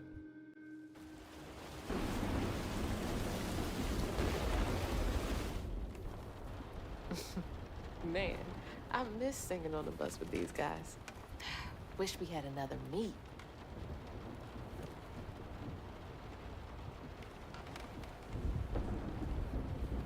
Another medal, too. We was fast as hell. Where are you now? So she's a Mom track should be star? back by now. Probably got sucked into work again. Typical. I shouldn't be doing all this packing by myself. But here I am. Oh, game time chat. Y'all see that? All right. Up, down, up, What's down. coming with me? Oh, yeah, this is disgusting. I forgot about that. Hold on. Controls. Oh, it's already up.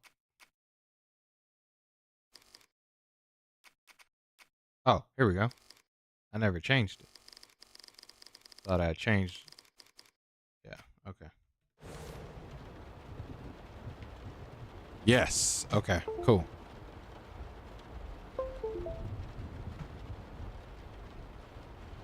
Turns out I had changed the wrong sensitivity when I was with D. Alright, cool, we're in there. Oh, let me turn off motion blur.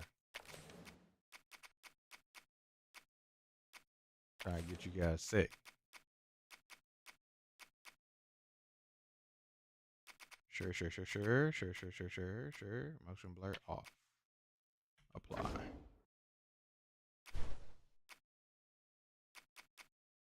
We good? Oh wait, is that VSync too? Turn off VSync. Why is VSync on?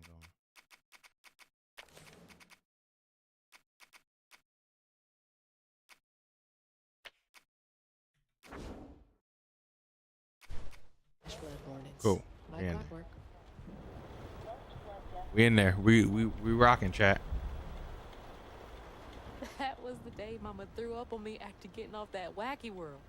Almost passed out from laughing so hard. Why is backspace back? Wish she still had that kind of time for me. Literally, bro, I'm playing on keyboard and mouse. I asked Mama for a doll and got this thing instead. I know he's weird looking, but I can't help but love him. That's a nasty thing, boy. Storm's never been this bad before. Things got tense with Mama last time I visited you at the mausoleum, Dad. She'll never explain why she and Grandma Bunny got bad blood. Grandma Bunny. I gotta stop reminiscing and start packing, for real. Let's start packing. Whew. It is really picking up out there. You ready to go? I was over here all alone. I'm sorry, I know. I swung by the shelter because there was a leak in the roof, and then I had to drive folks back and forth to Jolene's to ride out the storm. Besides, you are young and spry, my little track star. Oh, shoot, we got 5 minutes. Let's go. Did you pack everything? Mama, I'm grown. This ain't my first hurricane. I know what to do. As long as you didn't forget the flashlights and batteries. You had the blankets? Yes, because I have my hurricane checklist. Okay. Is that a smiley face? Hey, Hazel, think fast. Oh, come on, Mama. We don't have room for my track shoes. You know how expensive those things are. You best find somewhere to pack them. And pack them light. Yeah, I know. What'd you say? I said, and pack them light. Pack a bag, then pack it light. Okay. And pack your bags, then pack them light. Yeah, they cute little songs and stuff. Okay. You think this place will still be here? After? I called Hurricane Lulu and she said, we good. Mama, I'm serious. What if it's different this time? That's not for you to worry about. Yeah, just get packed up, girl. It's gonna be okay. Now we got 4 minutes. Did you just suck your teeth in me? I wouldn't be rushed if you didn't. Don't mumble. Speak on it. I said I need to use that. You didn't waste all that time at the shelter. Waste time? That's not what I meant. It's just You left me to prep for a hurricane by myself. Oh, I thought you was grown. What if we called up Bunny and go over there? You know, the mansion with the hurricane-proof windows? Now, you want to bring this up right now. I'm just saying. We are going to Jolene's church with everybody else like we always do. Whatever. And don't roll your eyes at me. I wasn't even looking at you. I made those eyes. I know when they rolling. I just don't understand why we can't go over there. Bunny still can, even if Daddy's dead. Just tell me Hazel, why. please. Take a breather, girl. Please, go over to Bo's and Mrs. Pearl's. Check on them. They might need help. We might need some help. I might need some help. While you're out helping everybody else. Ooh. Damn it! No. Your great-grandmother made this. You never told me that. I shouldn't have to tell you something is important for you not to break it. True. Maybe if you did, you still have a coffee mug. Bitch. This world existed before I brought you into it, Hazel Flood. Remember that next time you go around thinking you know everything. Hazel! Everything I do for you. Whatever. Oh, girl. This main character making me not like her from the start of the game. Okay, we gotta jump. Let's go. Got me thinking, why am I playing with her? Bo and those damn dogs are always up to something. How old is this girl? She's talking mad wrong. Okay, I guess this is where I was supposed to be going. Let's go.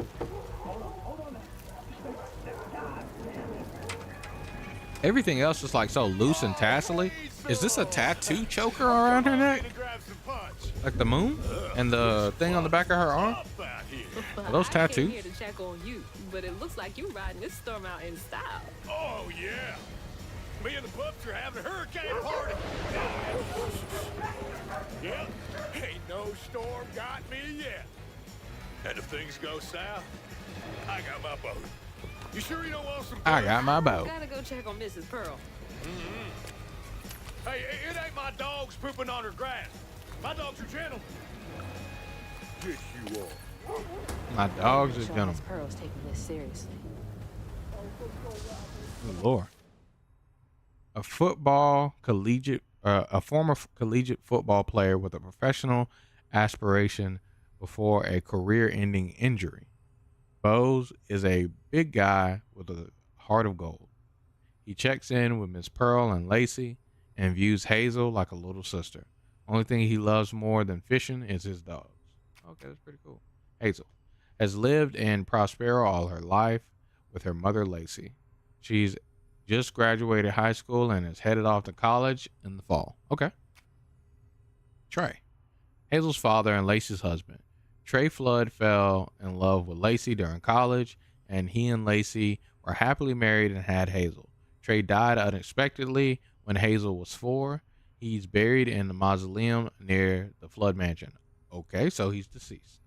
Lacey, Hazel's mother. Lacey is a social worker in Prospero. She struggles with the trauma she sees on the job, and she can't save everyone. She's frustrated with the system and the way it takes away from Hazel, her little bug, whom she loves very deeply. Okay, cool. What's the world? Prospero. Once a site of a bustling industry, Prospero is a dying hurricane-besieged southern town with a history of strange disappearances. Those who left of their own will did so in search of greener pastures. Many who remain lack the means to seek better. Okay. Lacey's home. Lacey and Hazel's home in Prospero. That's very informative. I would have never figured out that place that I just came from was Lacey and Hazel's home. You know what I'm saying? I came here because there's a light on, chat. What you doing on my porch in all of this weather, baby? I'm just checking on you. Hey! Anything. You holding up okay? I'm doing just fine. Been doing this longer than you've been alive. Why don't you come in for a second? I should probably head back. Come in, have some gizzards. I'm cooking them all before the power goes out. Gizzards and rice You know is pretty I good. can't say no to your cooking. Mainly gizzard gravy. I don't really care about the gizzards themselves. I can tell. Just frustrated with Mama. She stayed late at the shelter and left me all alone. Lacey does enjoy her work. She could stand a moment's rest. Right?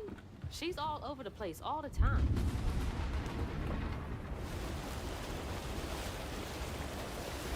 She's got a good heart. Just wants everyone to be okay all the time, you know? Yeah, I know. You need some help in there? Thanks, hon. I'm almost done. What else is on your mind? What you know about Bunny?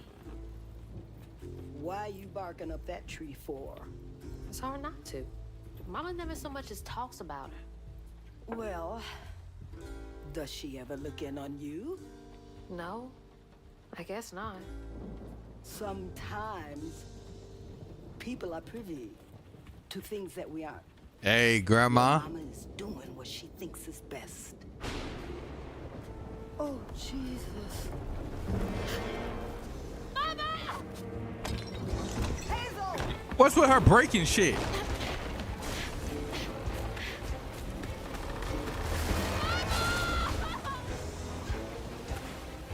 They gonna make me run, chat. I don't know where I'm going.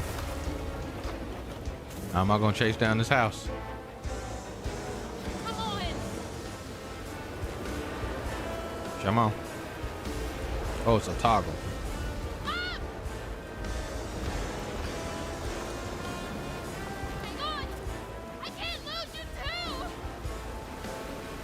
Oh yeah, she's talking about how she's also a pop. Oh.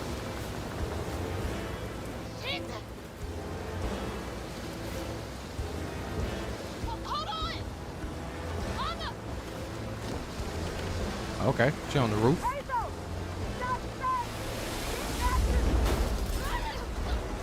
Girl. Holy shit. What just happened? How did I get back to the shore?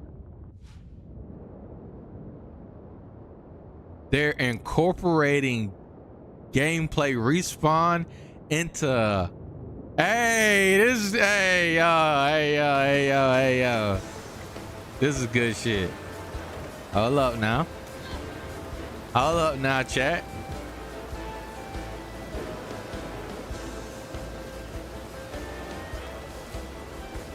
We might be on to some chat. No.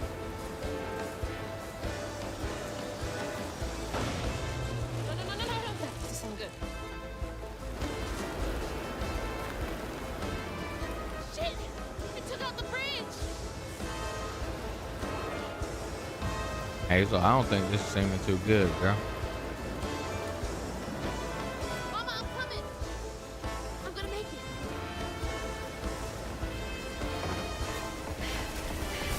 I don't think this is seeming too good, chat. God damn it, I can't!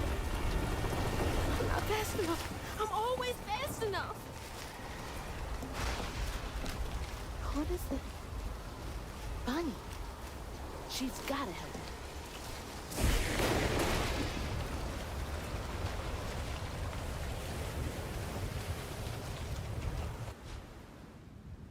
Oh. Parkour? Parkour? Bridge! Gotta get across. Parkour?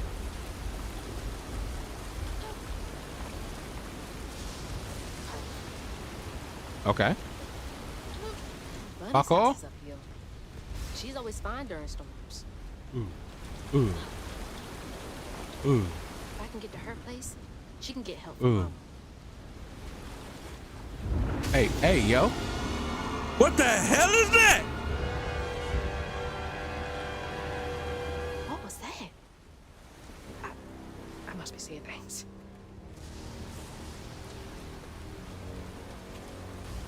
Bitch. Again? What's happening?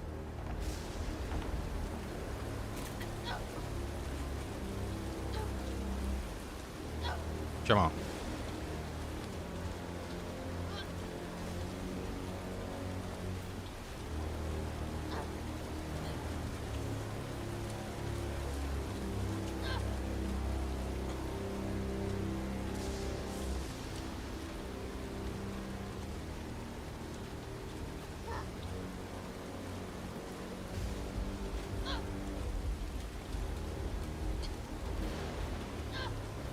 Okay, can't give up now.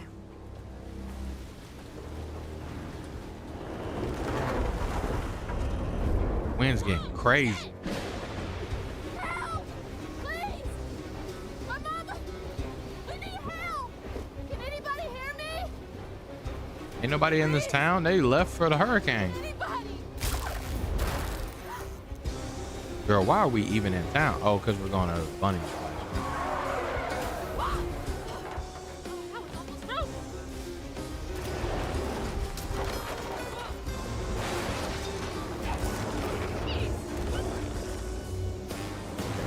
Tree. All right. Please hold.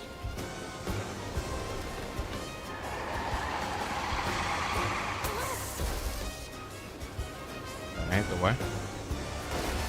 Oh, Jesus. Okay, let's go back. Oh, all right. Are you going here? Hey, Dad. Headed to your old place. Got no other options. Oh, he passed away in 2004, Chad. Dad, if you're up there, keep her safe.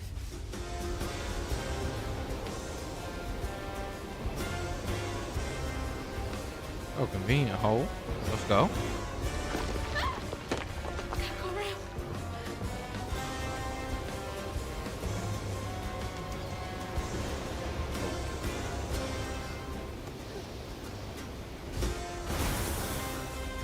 Okay.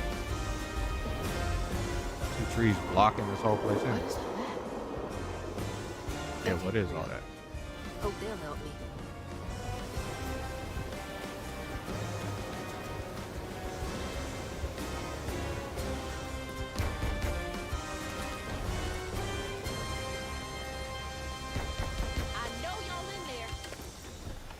Excuse me.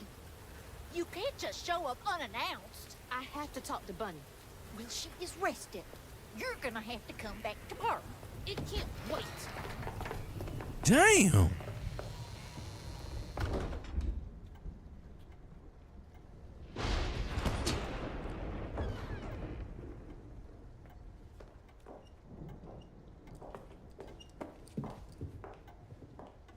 What is all this racket? Hey, Grandma? Is that Hazel? You've gotten taller. What brought you sopping wet to my doorstep this evening? I told her you were rested, but she just... Nonsense, Lily. That's my only grandchild down there. What can we do for you? The trailer got swept downstream with Mama in it, and I... Swept down in the river in that tin can of a home? I tried to catch her, but I couldn't keep up. There's no one in town. I saw the lights on here, and I came for help. And we will. In the morning. But you know people. Can you call the sheriff or something? You know rescue services are paused in the middle of a hurricane, dear. Yeah. You're acting like you don't even care. Mind your tone, please. You don't understand. It ain't just about Mama. I'm seeing these things. These strands in the air. I'm scared. Strands? Yeah. Yeah. There's something big out there. Lily. Yes, ma'am? Clearly my granddaughter is not in her right mind right now.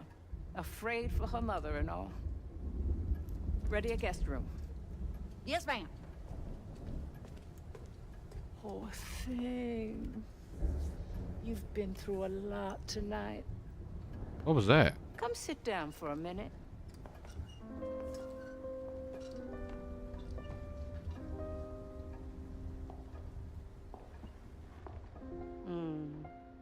I'll take care of this. She put her to sleep. New lore. Lore, chat. Miss Pearl is a retired school nurse that lives in the road from Lacey and Hazel. Oh, down the road from Lacey and Hazel. She's always ready with listening ear and an open heart. A plate of food. She thinks of Lacey and Hazel as family, especially after the death of her husband. Hey, what's good, Minnows? Welcome into the stream. How dudes it does it? How you doing on this fine moon day? Yeah, $80 to $90 for a single game is way too far. Absolutely no thanks. Hell yeah, hell yeah. Yeah, it is crazy for that much. Bunny. Bunny Flood is Hazel's grandmother. She's made her fortunes in Prospero through multiple business ventures. She did not approve of Trey and Lacey's relationship. Oh. And after Trey's death, they had further and strange relationship. Okay, that's fair. That makes sense. Hey, it's grown folks' business. Hazel don't need to know all that. Just get a relationship with your grandmother. You feel me? Prospero Cemetery. Cemetery is one of the local burial grounds of the people of Prospero. Bunny and Trey had Trey buried there in the mausoleum. Flood Mansion. The Flood Mansion is still sits on a hill towering over the town of Prospero. It is a monument to Bunny's power and influence in the town. Okay.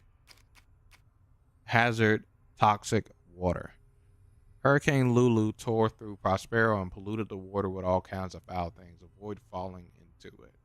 Okay. Where am I? We read all the lore. What a strange dream. These strands, I've seen them before. Come on, let's do it. I hate this backspace to close chat. Saying my name? They're saying my name.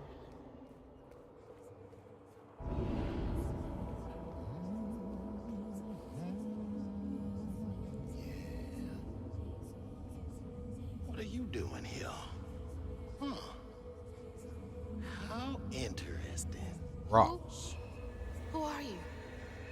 Ropes. What are you doing in my dream?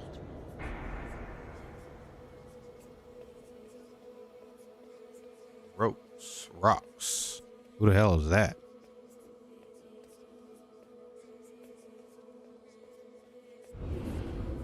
Hazel? Hazel! I'm right here! Ma! Can you see me?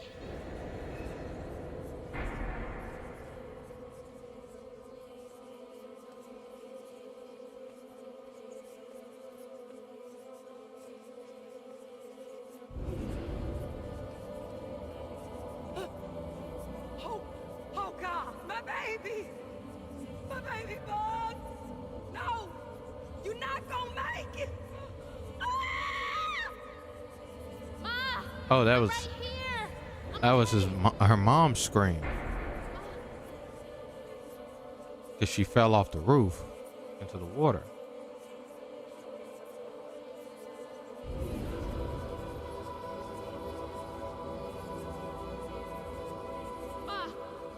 Ma, wake up!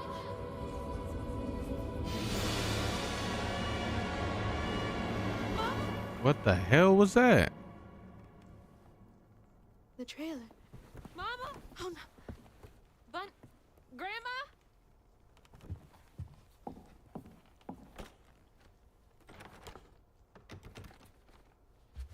Bunny! Lily! We gotta find Mama! Hey, open the door!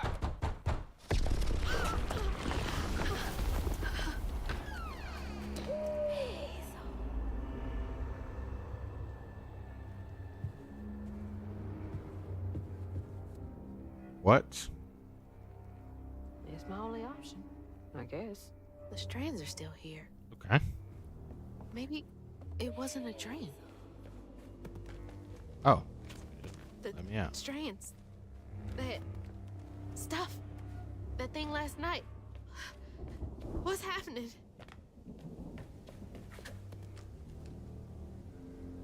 I can't believe Bunny. I'm sorry, Grandma locked me in there. I mean, you were in her eyes going crazy, so it makes sense, All Hazel. right. How do I get out of here? Okay, let's read this. Bunny's desk entry, chapter 1, 2 of 3.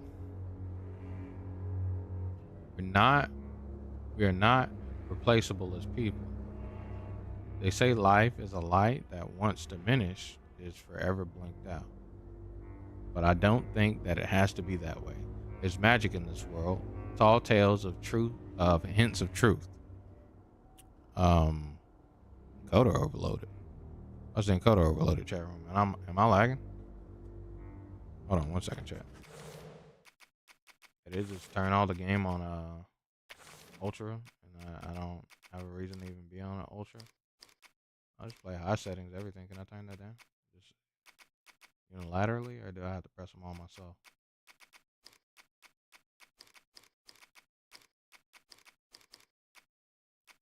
Literally, the game just starts on ultra. I actually don't understand why.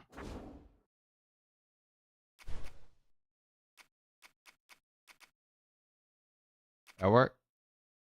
Huh? I wonder what happened. The encoder still overloaded? Sad. Everything seems running good on my end, to be honest with you, chat. I don't see any problems.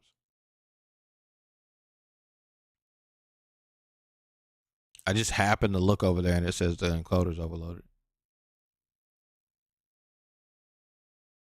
Which I'm surprised. Your boy's surprised, chat room.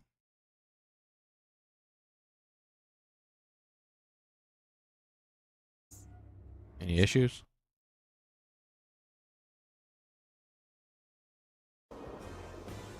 Yeah, what is all that? Hope they'll help me. Oh, Like, yeah. Respawn into... Hey, this is... Hey, this is good shit. The encoder's been overloaded for a minute. Lack the means to seek better. Okay. Wonder what's going on. The encoder good now? No? Oh, encoder overloaded immediately. What's going on, game? Is this game unoptimized?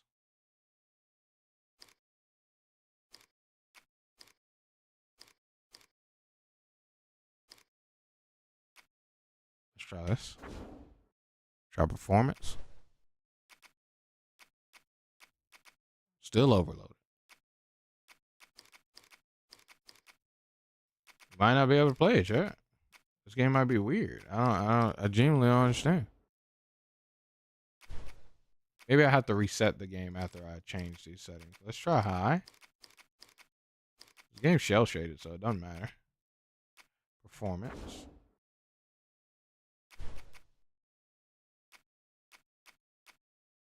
And then let's try closing the game out and then opening it back up and see if that frees up the problem with the encoder overload. Yeah, getting some stuttering. Yeah, appreciate you. I think it's for some reason this game is overloading the encoder and I don't even have it on high settings. Or it defaulted high settings first off. The game literally said it was playing on high settings itself. I don't understand why. So no encoder issues here. And then encoder overloads. We back. We back. No more encoder overload should be seen, chat. No more encoder overload should be seen, chat. We should be good. We could probably just go back to whatever default was. Reset everything. Wow. And we should be good.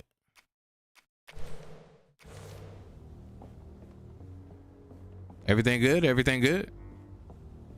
Everything's good on my end.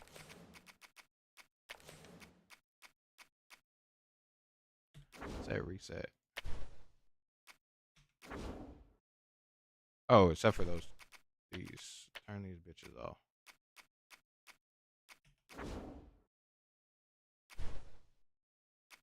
Everything should be gooch now.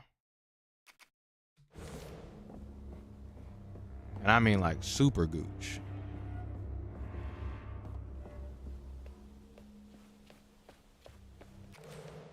Let me make sure. Let me make sure, chat. Can't have no stuttering now. Let me make sure. Let me make sure, chat. I'll just play high.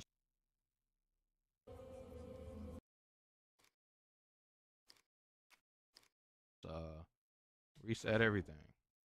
Wow. Everything good? Everything good? Yep, we gooch. We in there, chat. Yo, WW Solution Chat. You guys have been here with me for 2 whole hours. Hit the like button if you haven't already. Subscribe to the channel if you're new. Great content is here. All right, back to reading this chat like we were.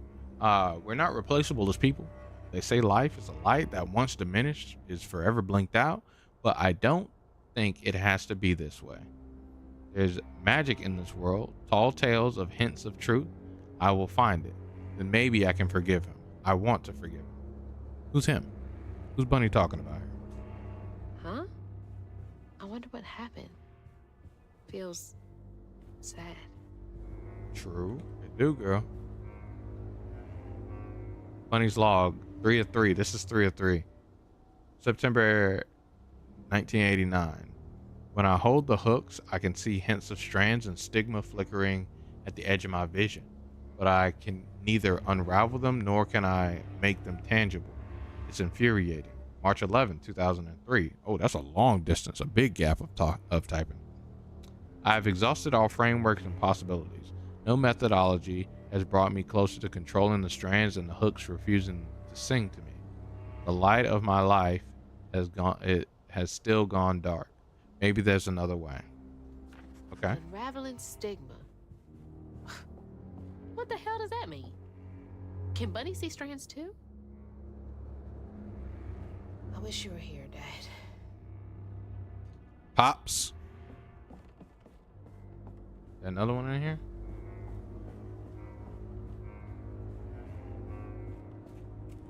We got two. We got 2 and then page 3. Where's page 1? Where's page 1, chat? Does she lock all the doors in here? Is there something behind that shelf? Okay. I was about to walk straight past that and go outside. I ain't gonna hold you. Huh. Rich people's houses. Rich people houses, you right. There ain't no reason to have something Those like voices are getting louder. There's something up here.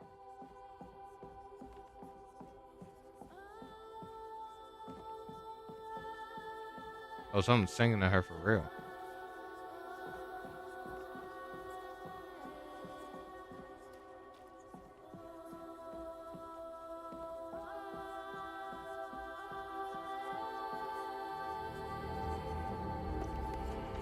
This chest. Watch it be like a bust.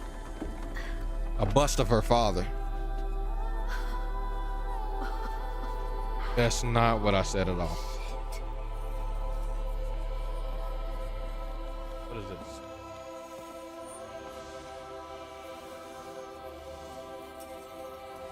Do these control you?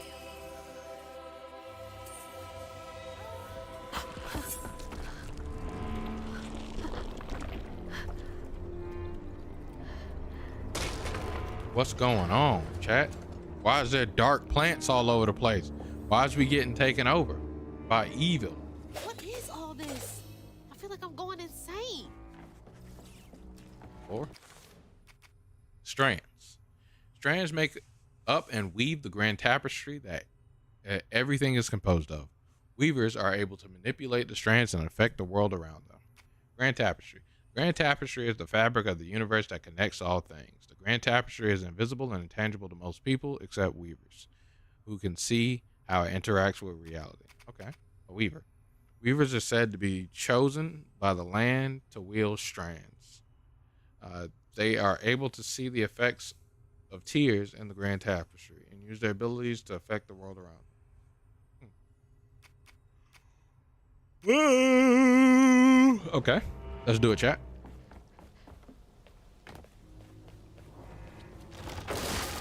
Oh God. Whoa. That's not possible. Foot's fine too. Yo, Granny's house is disgusting. Is Granny evil? The hooks are reacting to that thing in the middle. This is Bunny called use it hooks on stigma? Do they know what to do? Oh.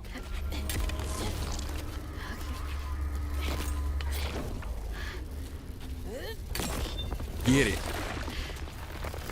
Oh, what the fuck?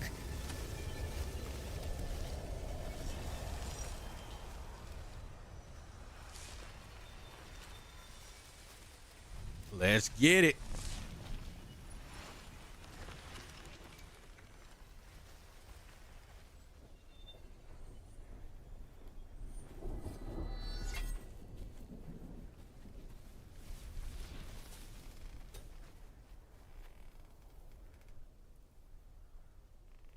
I don't need you.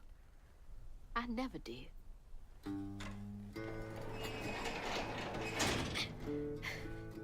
And I'm gonna find my mama on my own. But is it morning now, chat? Why didn't you just wait if it's morning now? Hazel got no help from her strange grandma. Truth was, she was glad to leave the flood mansion behind. Used to handling things on her own, she set off downriver to find her house and rescue her ma herself. There, magic called to her. A magic she'd felt in her bone, but she had never seen before. And something dark. That old house had hit Seemed all like that was told out of manner order a little secrets bit. over the years. Hazel set off to find them all through the hurricane-ravaged land, but her path would lead her to a place haunted by whispers from days of yore.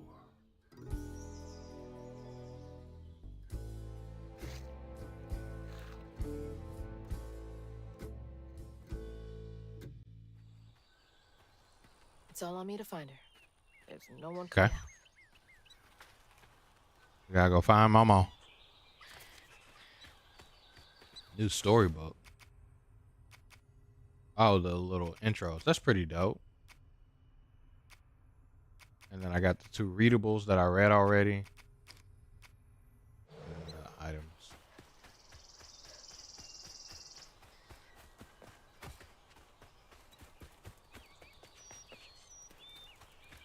Need to get downriver. If Mama's trapped, I'll figure it out. Huh. Get down river. Yeah, it's morning time now, chat. Yeah, why didn't we just get help from Bunny? I think this is the right way. What's this girl's mental process like, chat? Get out my way.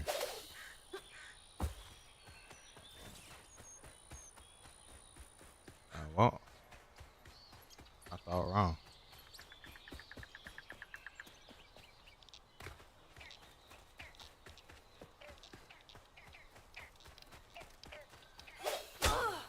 Okay.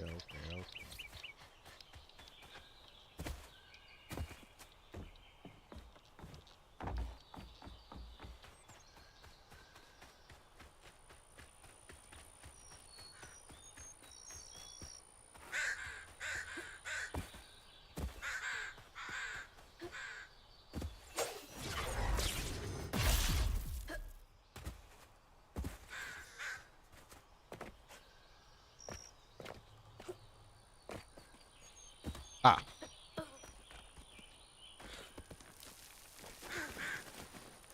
I knew I'd find it, chat. I was gonna look around until I found it.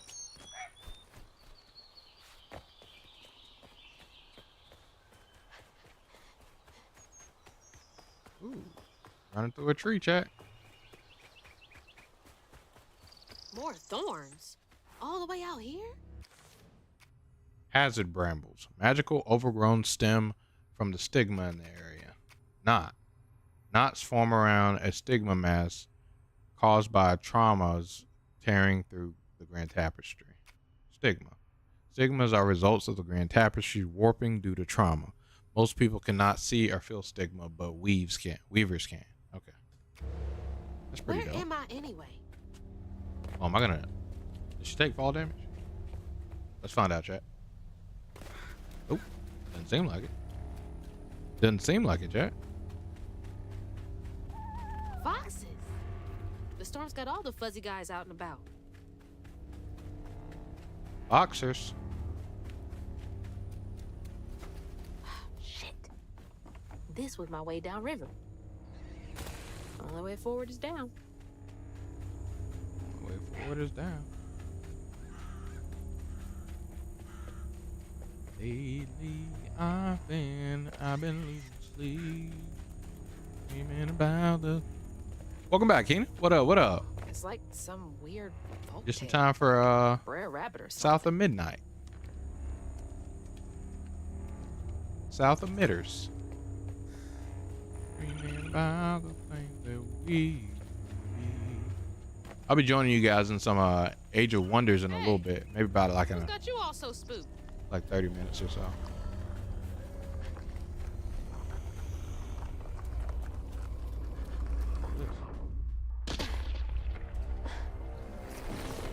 So Shanice, I said, hey, what up?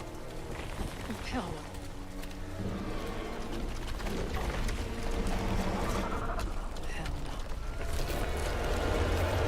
Hey, she right about that. She said, oh, hell no, it's time to leave, Hazel. Let's do it.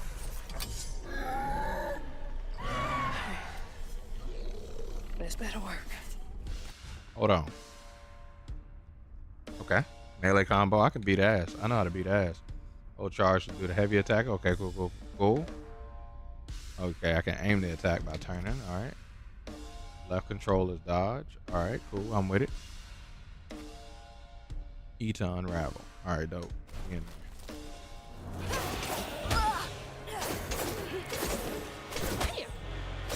Not bad. I don't have any stun effects on the enemy like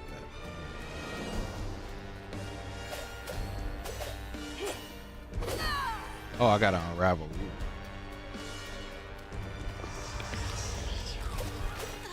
More of you? I'd be screwed without these hooks. Press the trap. I missed.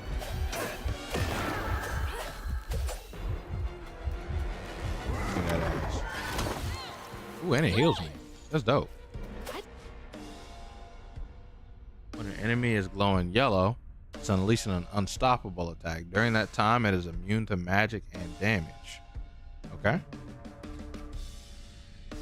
Health coils can only be used once, except in story and easy difficulties. They can replenish. They can be set to replenish in difficulty. Okay, locks on the. Okay, so I can lock on the enemies and roll to switch targets. Okay, cool. Combat compass. Flashing arrow means immediate danger. White indicates the enemy is appearing on screen. Okay, cool, cool. I'm with it.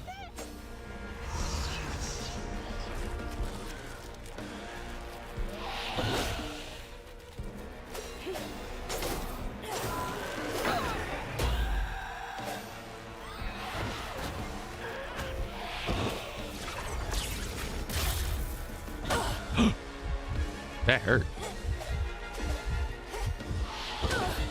Hey, now don't hit me into the bramble. That's cheap. What? You need to grab this game? Yeah, it's fun so far. Game Pass for now though? Hell yeah, hell yeah.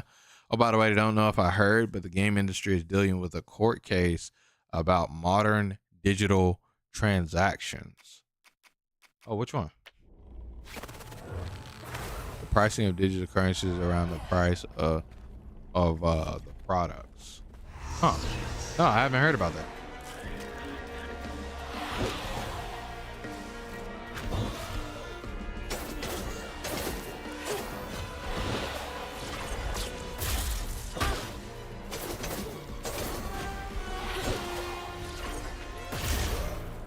Oh, you don't have to let the full attack finish.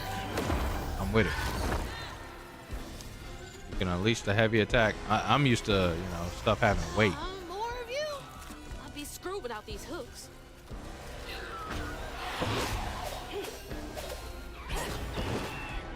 Okay.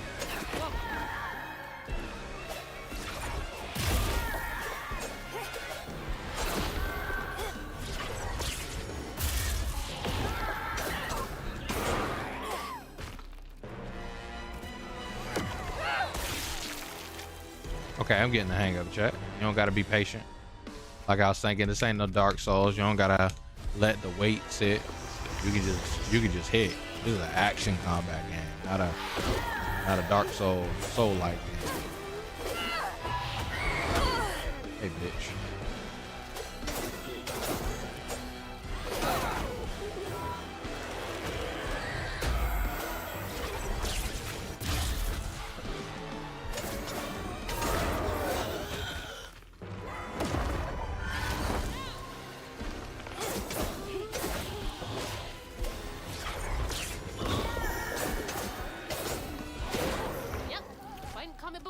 now? What's next? She called them comic book monsters. But yeah, it's just like the digital currencies around prices. So like in-game currencies and stuff like that. Making you buy $20 worth of gems for 20,000 for an item that costs 14,000 gems because you can only.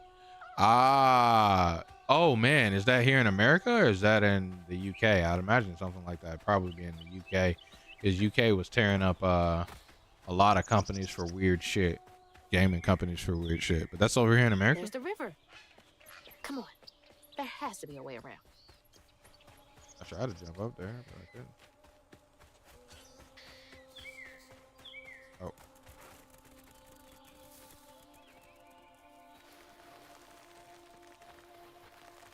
I'll look that up. We might talk about that tomorrow. That sounds interesting. Seems to be coming from down there. Oh, really? All right. I guess we're jumping. Let's see if we take fall damage, chat. Here we go. Oh, no fall damage. EU is taking it on. It'll probably lead to America too. A lot of developers on our of our games are in other countries, like loot boxes. Oh yeah. It'll definitely take effect over here. Yeah, it's just lawsuits like that in the United States would just take 50 million years. I think it'll take some time in the EU too, but they're more likely to care as well.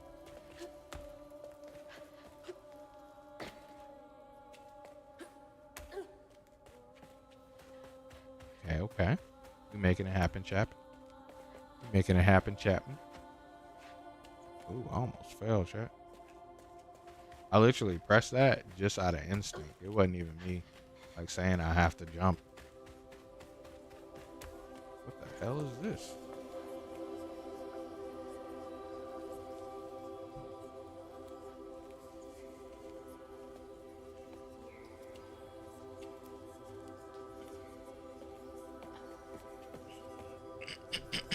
Oh man, my fucking bitrate. Dude, I hate this chat. Give me 1 second.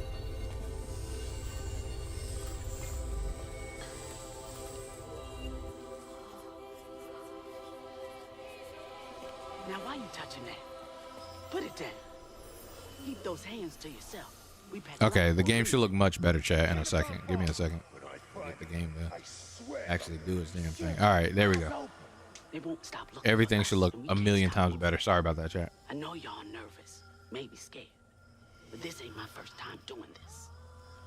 If you trust and listen, you will be free. You and your little one. Now come on. Sorry. I'll take you to the river. We got a long journey ahead. What the fuck? Am I seeing things? This can't be real. But they looked so real. Is that who I think it was? It's crazy. But I can't stop now. Those ghosts? Magic object. It gives the weaver the ability to see past events or echoes caught in the grand tapestry. Okay. Are my best chance of getting downriver.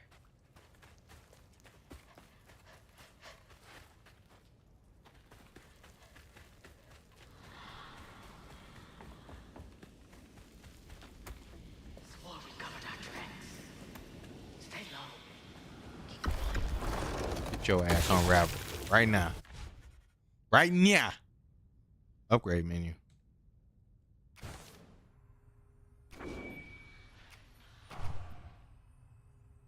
Dodge and control, then quickly press attack to attack in the chosen direction. Oh. Yeah, sure. The non-option option. Collect floof. Gather them from various sources such as floof bundles or knots. Okay. What's that do? Oh, that leveled me up.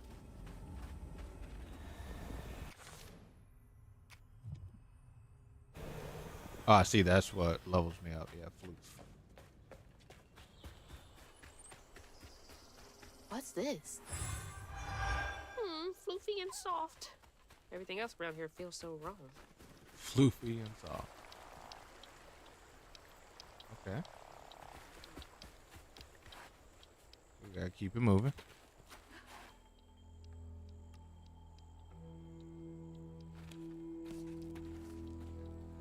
What's that lantern?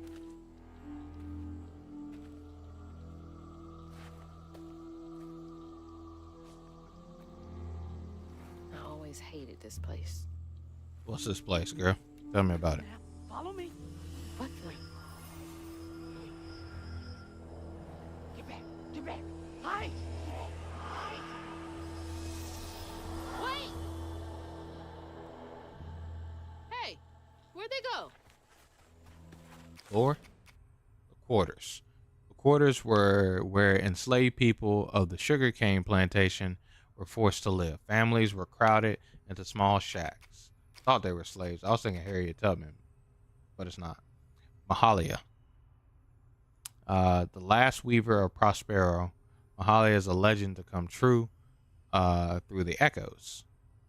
When she was chosen by the land to take on the mantle of weaver, she wielded her powers to guide people to freedom. Haint Ravager. It's a monster, pretty much. All right, I'm with it. Ghosts are curiosity. Weavers can see them as they slip in and out of the. Yeah, I've seen it. Okay.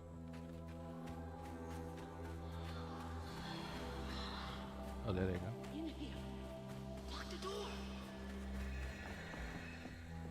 There's that sound again. And it's loud where they went in.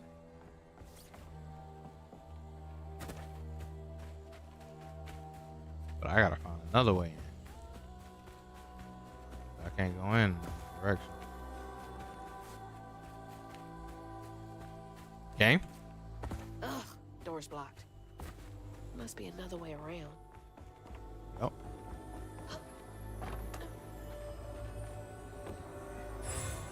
Get that floof real quick though. Yeah, I gotta go through this tree. I gotta get up to this tree. All the homes to wash away. Had to be ours.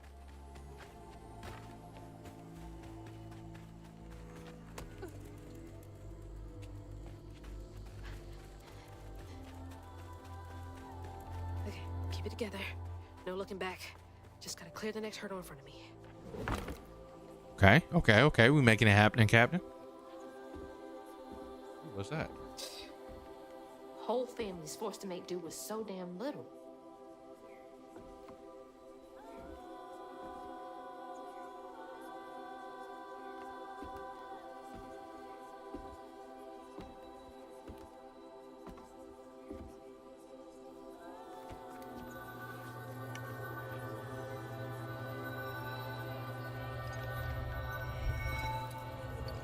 What is this?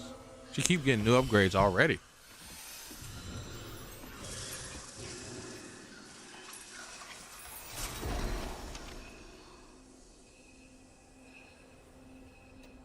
Now come on. This way.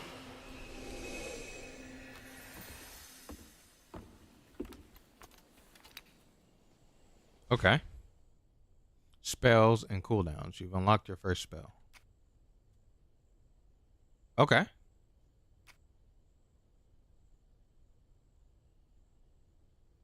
Ooh, I got a Spider-Man spell. I can web people up.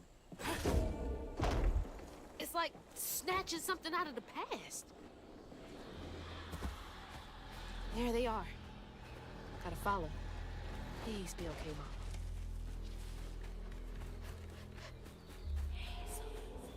I'll follow them in a second. Can I make a table over here? Oh yeah, see chat? That's what I thought. Unreal.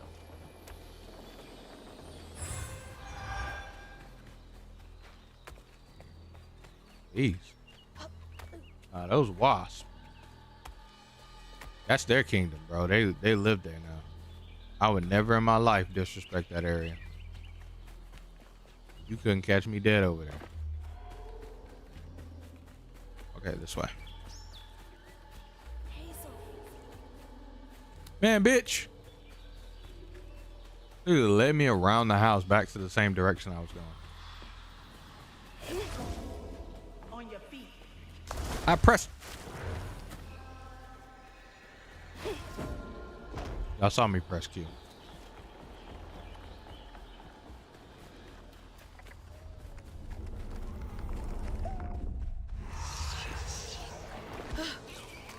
Goosebumps. I forgot what button. Ouch.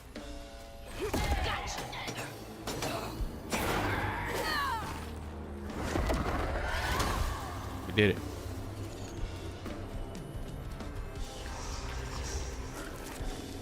Where y'all coming from?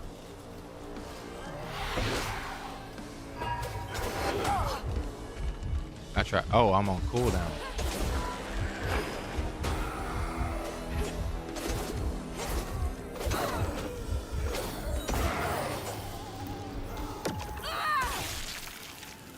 I was on cooldown. Rub-a-dub-a-dub. Get this thing up out of here.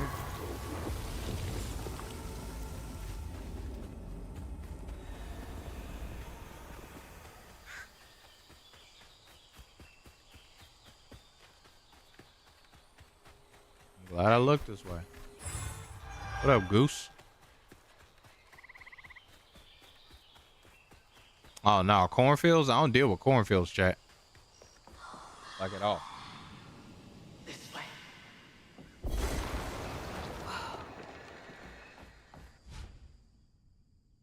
Strand push. Okay. I can push enemies and stuff now, too. That Ooh. should prove useful. Ooh. Now, how do I get over there?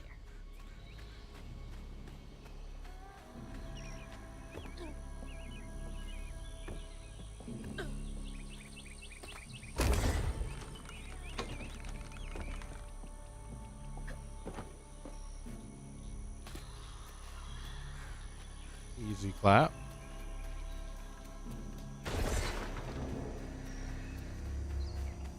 Gonna make myself forget about you, but I'm gonna make my head forget your name. Just can't get enough of me. Tonight I'm gonna think forget your name.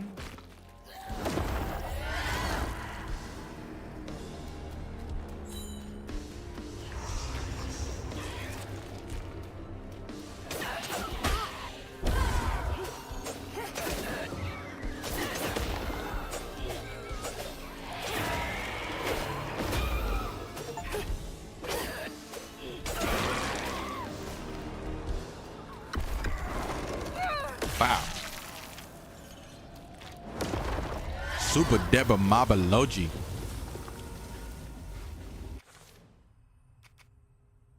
Aerial Rend.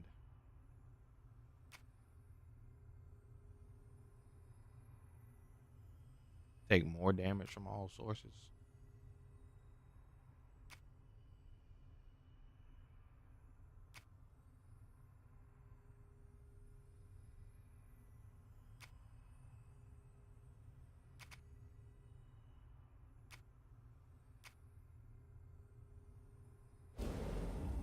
I'll save up.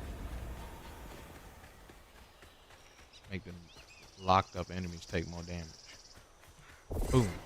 Give me that.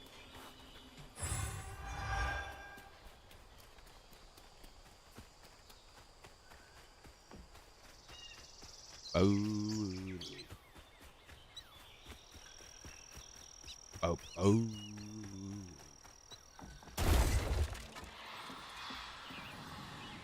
Is everyone out? No.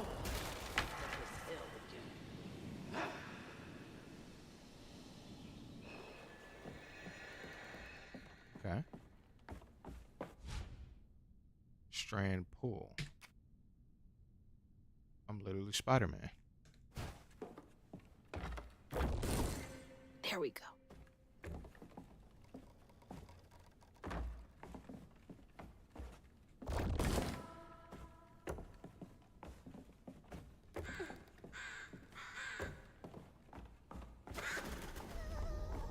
this say? Spirits speak to me. Chapter 2, 2 of 4. If you can understand me. This is to the old spirits reading this message. If you can understand me, use the radio waves to speak through my spirit voice box. I can't see you, but I want to help lay you to rest. I'm the girl who sits in the loft, whose spirit, with my spirit talking board. Use the planchette spell to spell out who you are. It's easier to be friends when we know each other's names. Your friend, Chloe Drudge. P.S. Sorry if the older kids who party out here sometimes. Sorry for the older kids who party out here sometimes. I tell them it's disrespectful, but they don't listen. No one does. Chloe Drudge. Wonder where you are now. Chloe Drudge. Oh, time to beat some ass. Not afraid of you. Oh, I pressed the wrong button.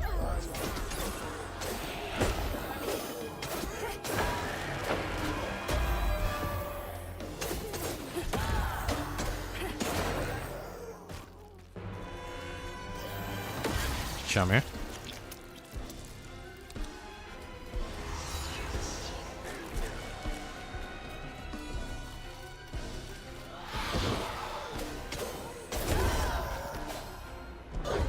Get your ass over here.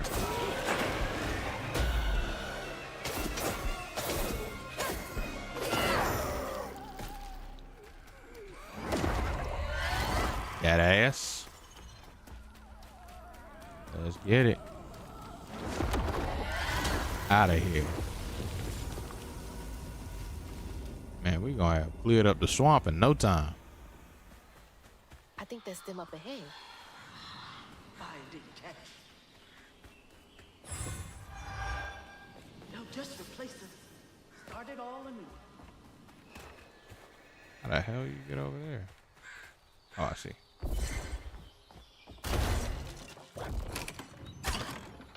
Damn.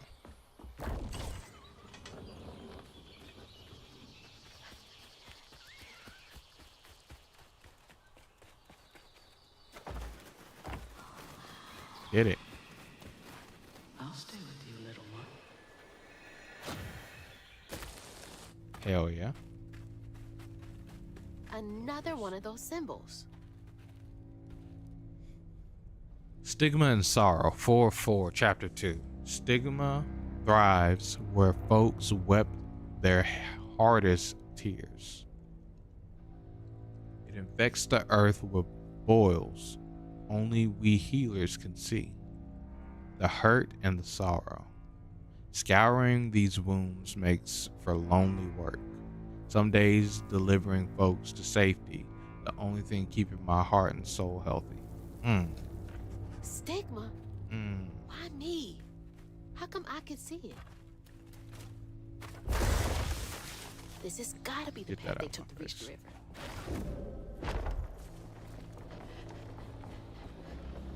Never knew this was here. I wonder how many other folks escaped through this cave.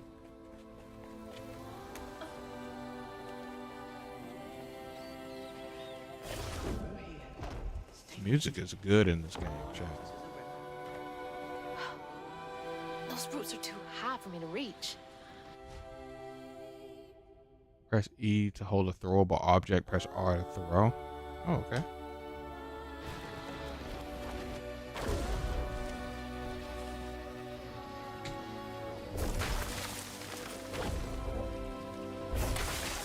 That'll make things a lot easier from now. Simple. Simple enough. Easy clap.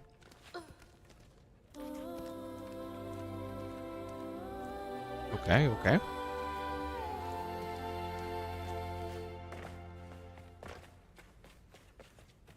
This is it. The way out. You're free. You're free, chat. Made it down the river.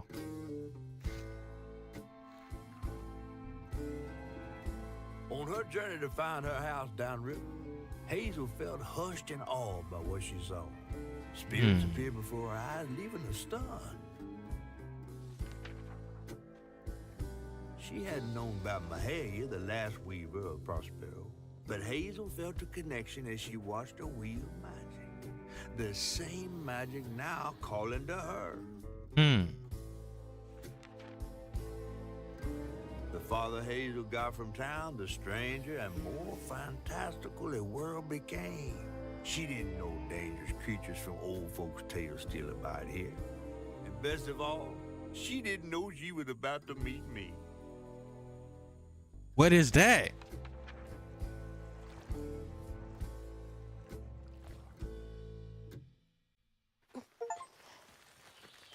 Complete chapter 2. Chapter 2 and 1 complete, chat. We did it. Chat, this has been a W so far. We gotten some more readables here. We're gonna take a pause here, pretty much. W game so far. Really enjoyed. The combat isn't necessarily crazy, but it's good and simple enough, and it seems like it'll get more interesting as you get more abilities. But outside of that, it's pretty cool. So story really so far has been the most captivating point of the game. Yeah, we're gonna keep on playing it and get further through it and see what happens. I want to give a try to Rivals of Aether, because this new character came out. So let me turn this on and give a try to this new character, chat, and see what I think. This character was in the first game. She came out as like a DLC, if you will, and I never played her. What is a rival? But we'll see if we like her. Keena says Fup Olympia. Dang, what'd she do, man? Go to training mode.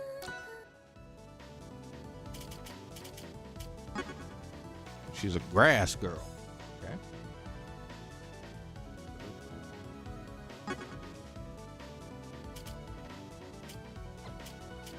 Somebody like Crag. I can beat his ass.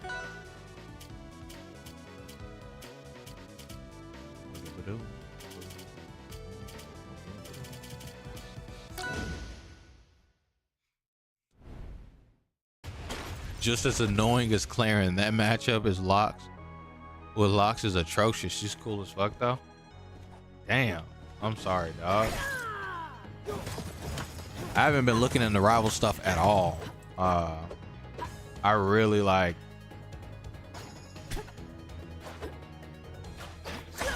was like taking a pause from the game. Her wave dash is real far. Damn, that's a far wave dash. Ooh, that's a pretty good dash.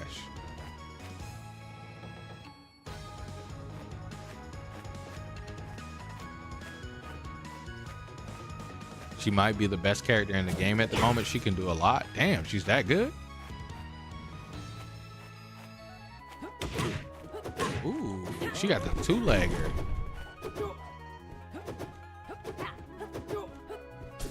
How fast is this? Can this? Let me do that.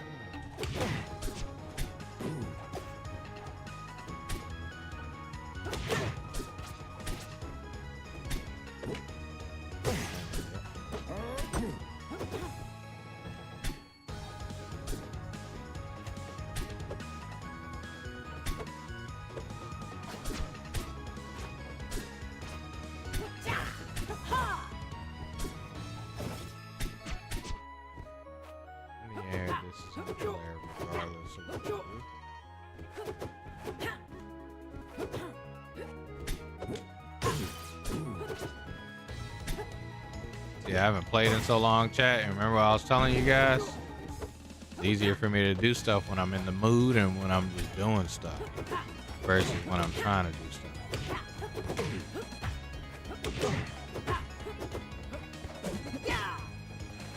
Okay. She has the Ryu cancel. What's that mean?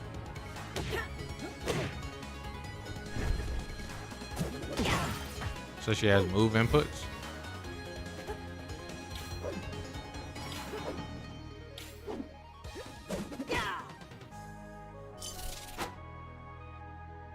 The down B cancels.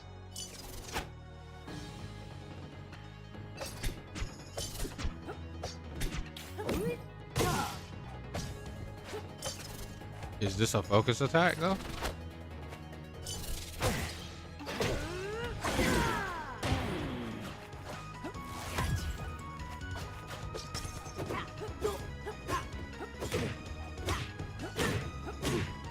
I was talking with Void for a little bit because he's come back to the game. And that's what even made me remember that she came out. I was like, oh yeah, I wanted to try this game with her once she came out. And he was getting up air chain. Her focus attack canceled with making her mobile as fuck. Okay.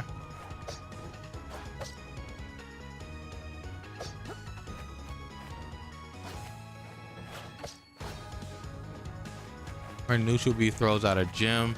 She can dash to that gem with her side B. Oh, you said side B. I literally pressed neutral B. How do I do that?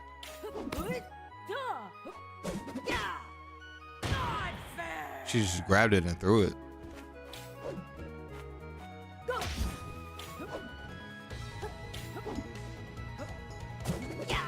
Whoa.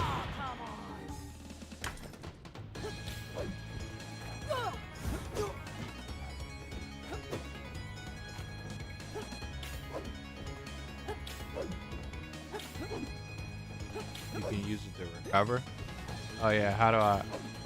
Oh, I see what you're saying. So you grab it, but won't that dunk the gem? Oops. It's one of them buttons. I see it.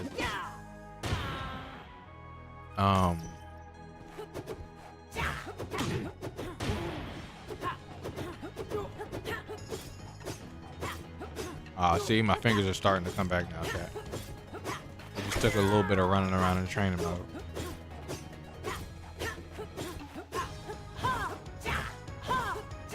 I wonder if that forward air is strong.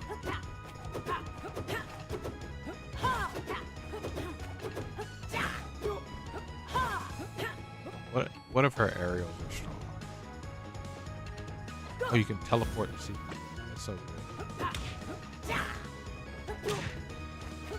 Okay, so Bear does nothing. She's nasty, degenerate too. Reminds me of Shovel Knight. You just saying that. Stop saying that. You know why you said that. This will get John to play again. He said, I had just.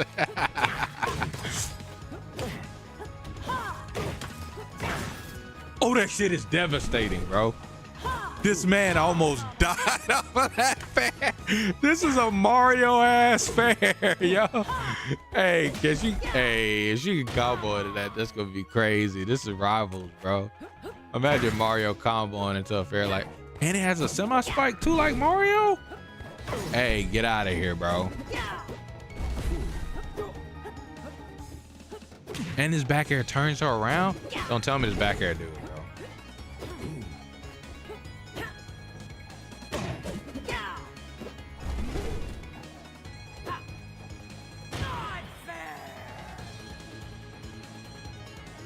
Gem explode, Gem explode fair works at every percent. Just follow the eye. Oh. So if she explodes this. Oh. I see. So that big ass circle is an area where they get hit if you explode the gem. So will he get hit there? That's crazy. Ah, I see where he'll get hit.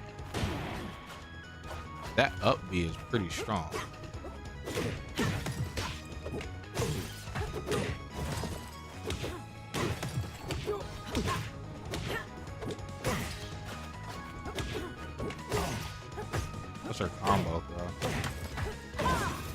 or up tilt seems those people that are awkward. Down to combo into 4? No. There ain't no way. There ain't no way that's comboing into damn fair. Ain't no way. There's DI that people can do. Yeah. I see. That's crazy if it does. She just fall like Dr. Mario. Everything is strong about her, but she falls like Dr. Mario. I don't even feel like she's falling that fast, to be honest. It's her one downside. Yeah, she feel like she in the air. She's smooth, man. Oh my god. This has 2 hitboxes. It pops you up. What can I do off of this back air though, chat? I'm gonna need to watch a combo video for her, goddamn.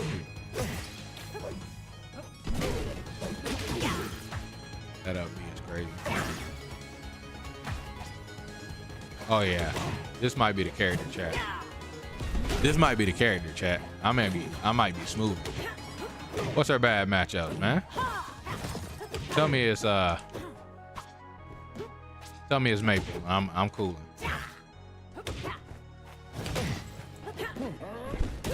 It bounces you in front of her, so if you get hit by the back half, that means literally I can forward air you. If you DI a horizontal move wrong, it's like trying to crouch cancel something. You'll probably die by being so low. Oh hell yeah, this is my type of character, chat. And I don't have to worry about. And I can up B you out of shield, chat. And that move seemed like it hurt.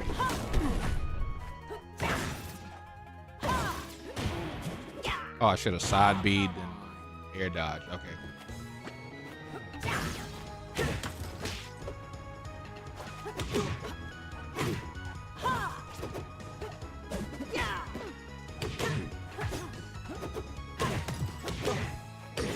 Have any tournaments happened at all, Keenan? Since her release? I know she released like last month or something like that, right? Or was it like last week?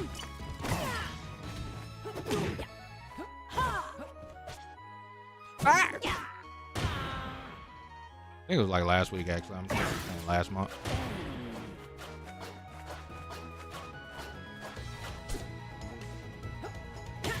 Not since her release. I think Dan just uploaded a video. Like the creator Dan. They might have done something recently.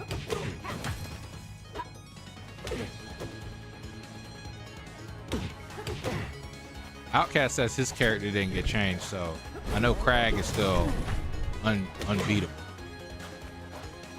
Yeah, on the rivals page. Ah, I see.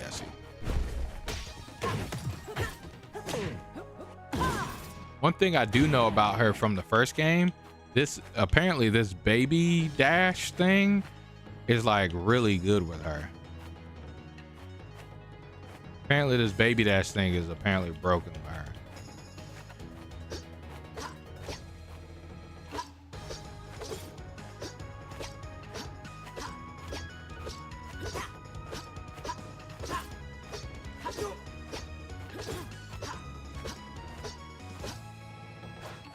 Locks got nerfed again. Dang. What did he do? Can I up air chain off of this up tilt? I gotta find out what I can do off of this up tilt, chat. Outside of reverse is a late hitbox. So like if you want the early hitbox, what can I do off of it? My thought.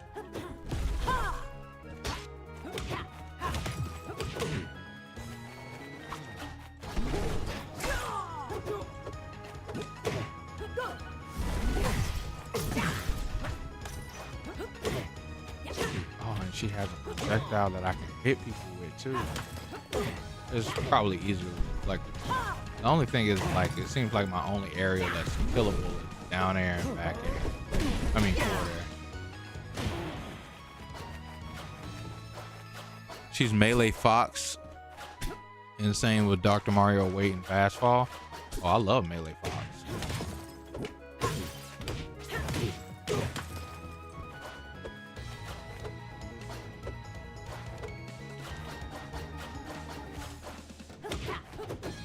You telling me I can fight every matchup in the entire game if I just learn it?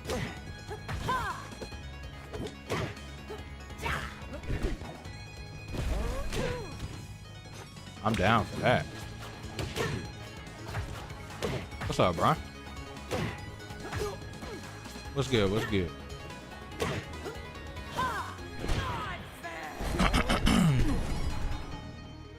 You don't need nothing but fair, just fair. Just gonna kill, and you have a good 50-50 on it. Oh, that's great. I love characters like that. Yeah. I want to fuck with Clover. All right, yeah, I might actually play some of that. Bump All is just sitting in training mode. We actually gonna learn. We gonna learn firsthand. Whatchamacallit? Fleet, you might be in the trash can, girl. Fleet, it might be over. It might be over and done with for you. Just saying, Fleet. Oh yeah, come on.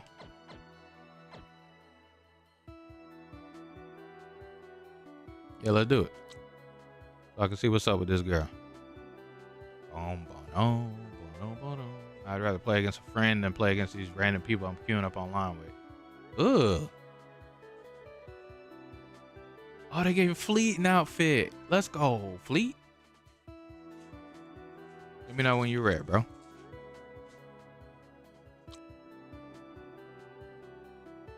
I'm gonna step up to the Discord table if anybody wants to come through and chill. Store. Oh, she got a karate outfit. That's pretty interesting. Hey, that roster is crazy. Hey, yo. That roster is insane. Okay. The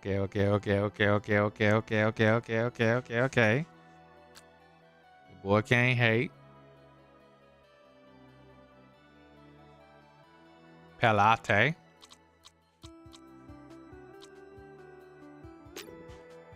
Yeah, this looks cool. Hey, what? Thought I clicked preview, man.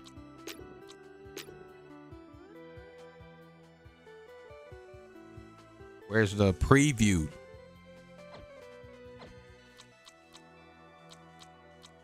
You wanted to see a Principal Loxodon? That would have been funny. Yo, that's actually good. You should actually tweet that at Dan. Be like, let me get a Principal Loxodon.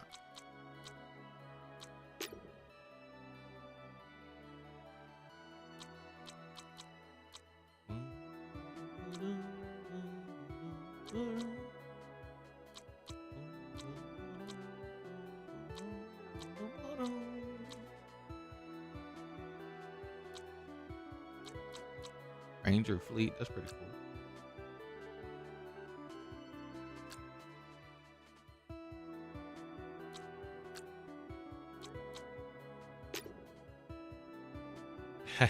This pirate ship platform is kind of hitting. You deleted Twitter, your whole account gone? Oh, fair enough. Content creator bundle makes sense.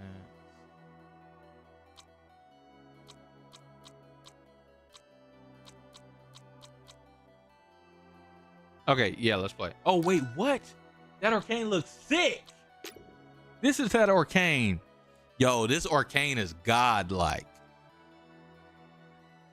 Yo, this Loxodon is godlike. Oh, that's the Ranger Fleet. That's a godlike fleet too. All right. Yeah, we playing this mouse. Okay. Lobby.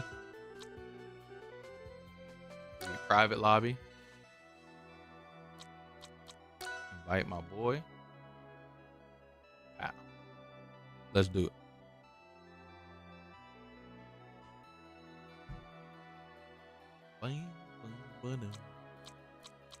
Request a server? Is that what we're supposed to do now?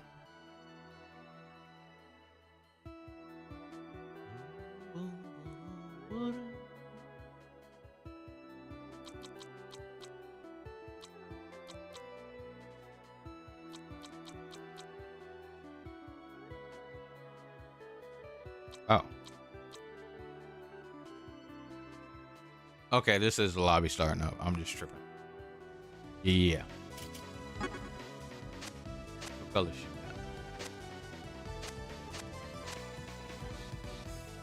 I'm cool. Cool with default. Cool with D-Lo.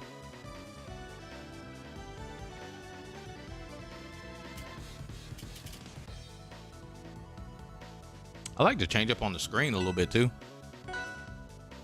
And then here on the pics as well.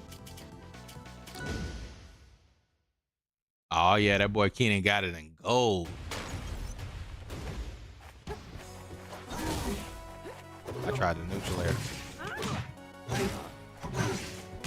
Yo, that skin looks lit. I'm not even gonna hold it. Ah! Okay, good. Oh, my forward air takes forever. I'm not fleet. And it sounds sick too. Yo, that's tight. Okay, that up tilt does nothing. Ah! I didn't mean to air dodge like that.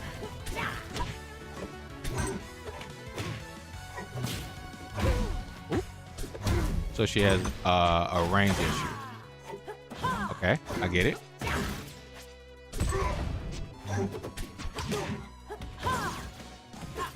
I can't hit you on the ground like that. Oh, my jump's gone.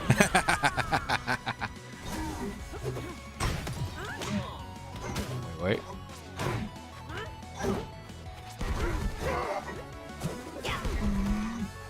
Keenan?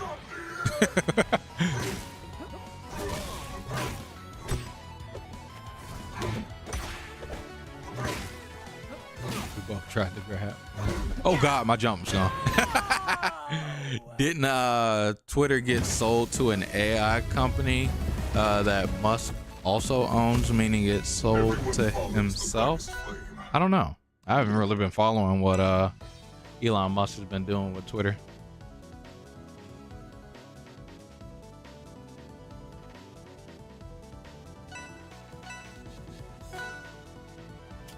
What just happened? What just happened?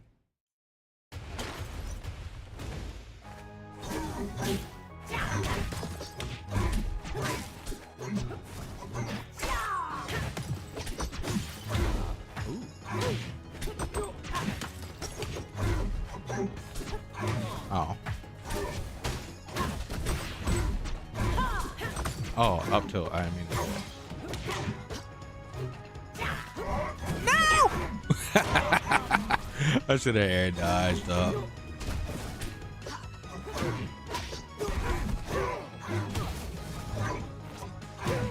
Oh. I tried to tech roll. Oh, I'm stupid. I'm not free.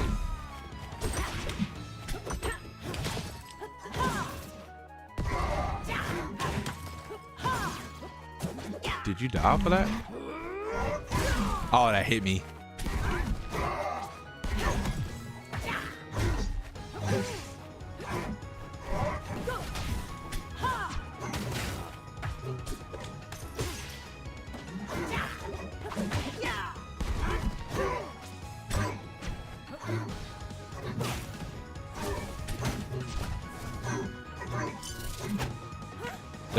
Is it an actual focused attack? That down B. I don't want to live on this planet anymore. You don't deserve power.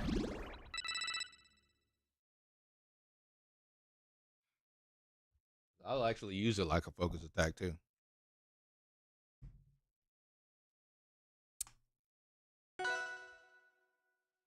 Yeah, but you've seen some moves beat it out. Okay, dope. I'm with it though.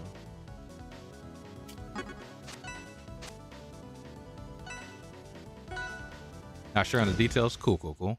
This stage is terrible. Ooh, I think I can make it to where we can't go to the stage now. I think it's like a strike system or something like that.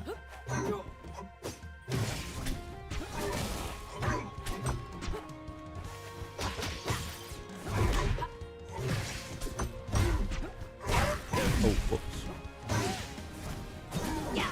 Oh, I should have side beat. No! I forgot this stage don't have no damn ledge like that. Like it's like a weird ass ledge.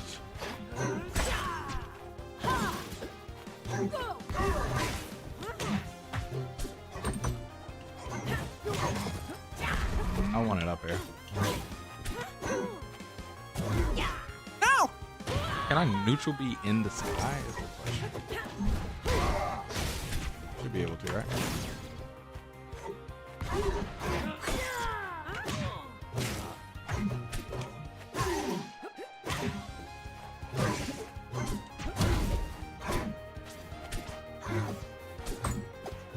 I don't want this, dude. I'm literally trying to do something else.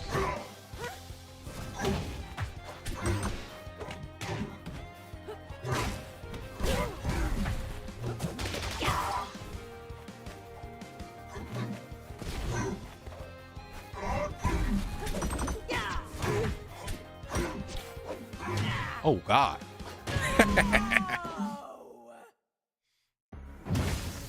Cause it puts you like that's another thing too. It does any process of down B put you in like a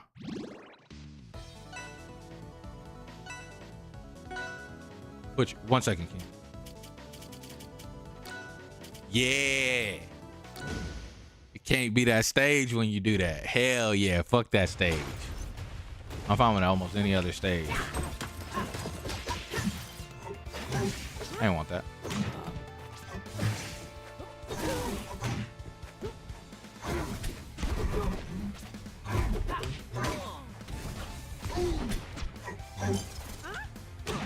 Hey, I grabbed. What the? Where'd my jump go?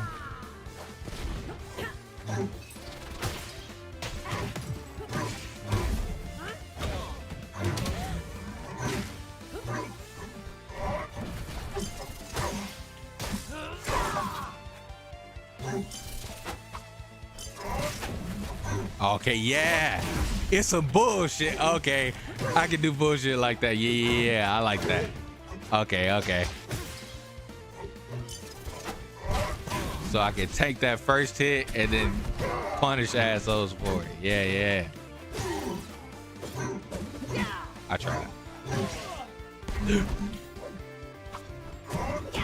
No!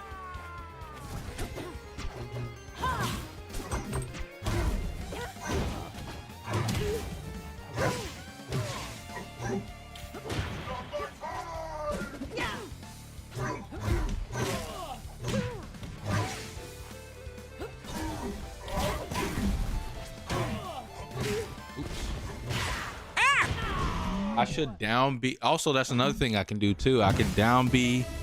Does that take your air dodge though? If you do the dodge cancel out of your down B is a good question. Because if it doesn't, then that extends her recovery even better as well. If the dash cancel doesn't count as an air dodge.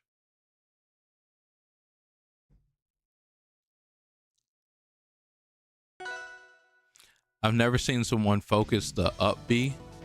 That's me. Yeah, I'm pretty sure. Why do I have to block it every time?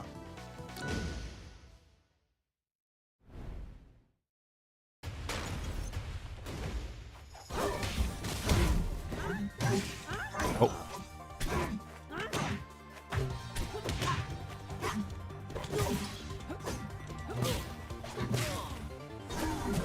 Oops.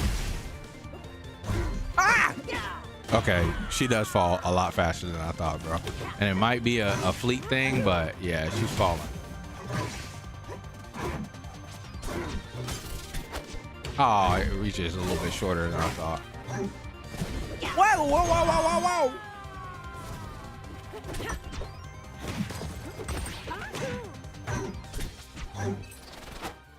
You can change the direction. Hey, yo, this character might be crazy for real, kid.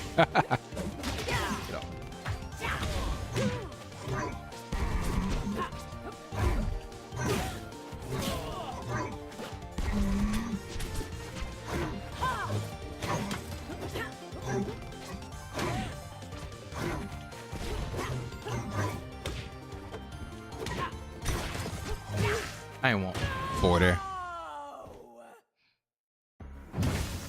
Already got to worry about the parry, right?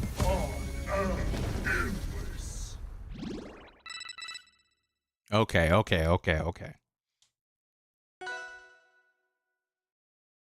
The floor detection? What's that change?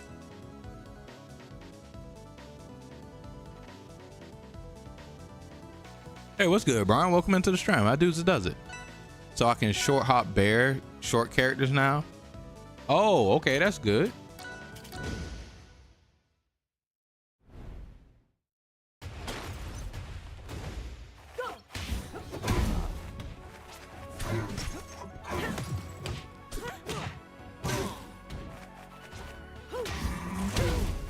Oh, it takes a second to do that little charge. So even if I press it, it can get broke before it happens.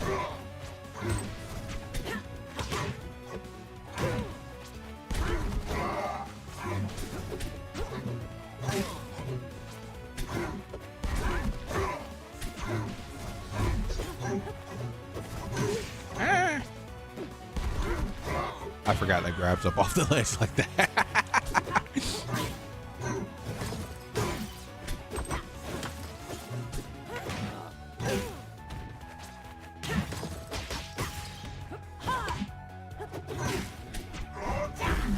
Oh God.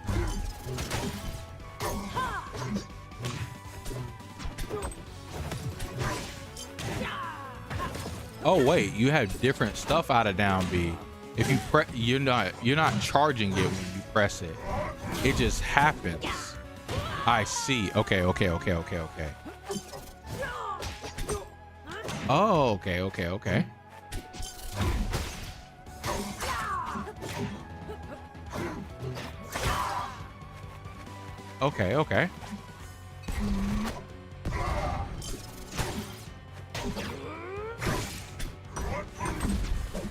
I tried to dash forward and up B.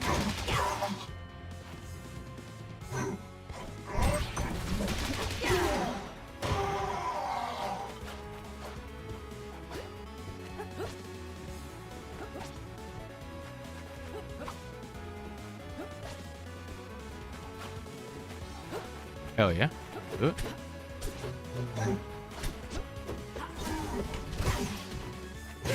I tried to air dodge. Alright. I'm gonna have to get used to not having a.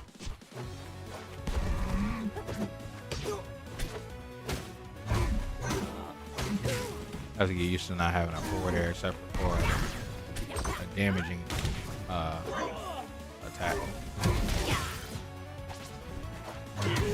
Ouch! Oh God.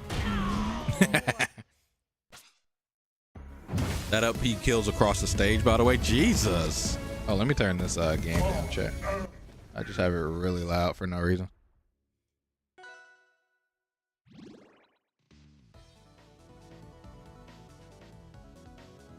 What other color she got? That blue looks sick, actually.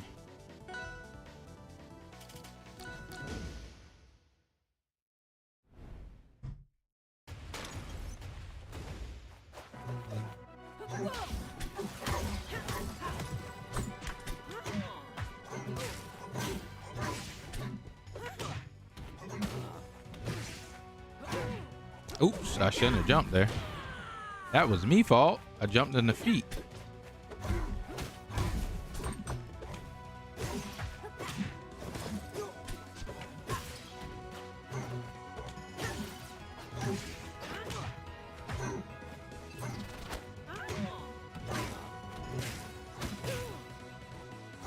I'm over here trying to float.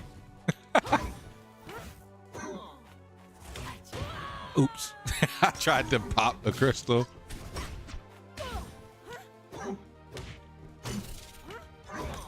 Game.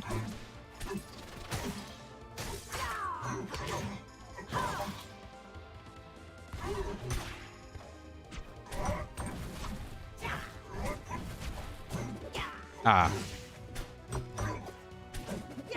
I want to up B out of shield. Dang.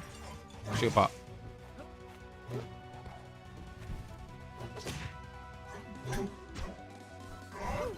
Hey, game.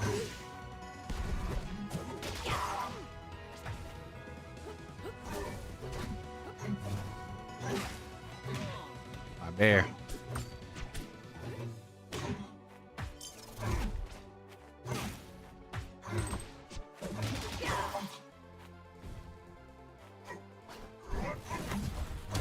What?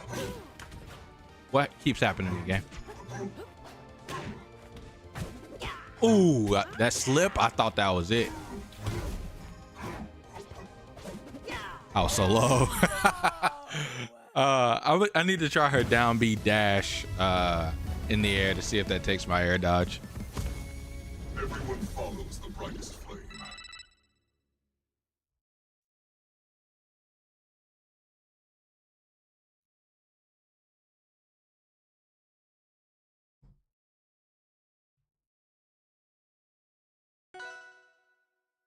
Ah, they use the edge guard. Makes sense, makes sense, makes sense. Similar to Fleet, Yeah, I'm trying to actually in a lot of those cases I was trying to down B, funny enough. But I was getting neutral B because I was pressing shit too fast.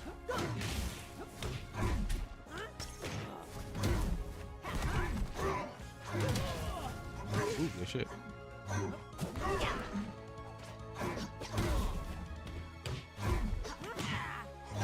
My arm got grabbed. My arm straight got grabbed.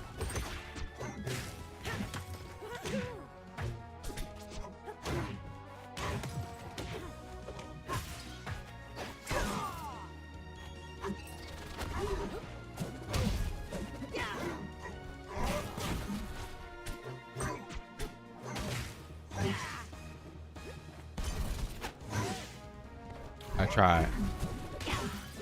Okay, it did help. I grabbed you.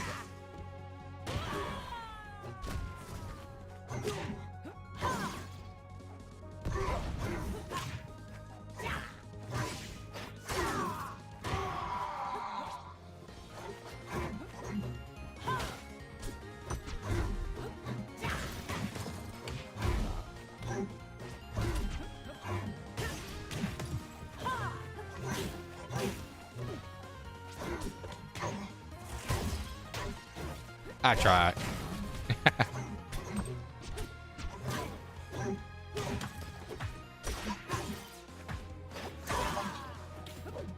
Oops. What's that side B do to people? Oh shit! What just fucking happened to me?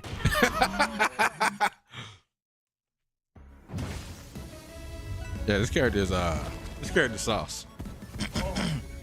I can feel it. I can feel the sauce.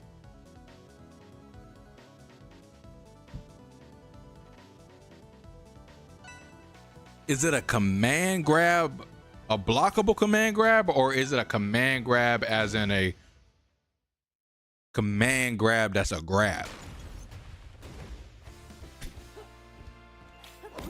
Oh shit, it's unblockable. All right, you good, bro. That's crazy. All right, let's go.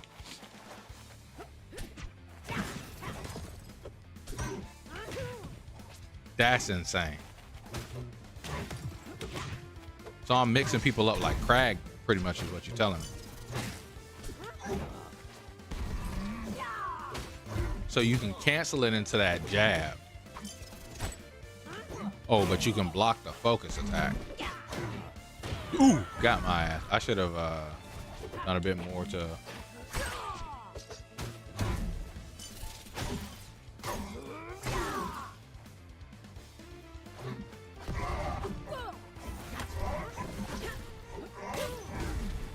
Tripping.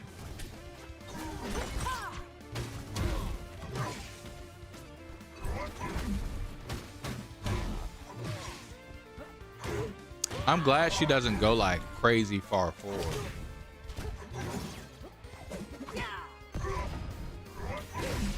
Oh, it hit multiple times because I straight down beat that shit.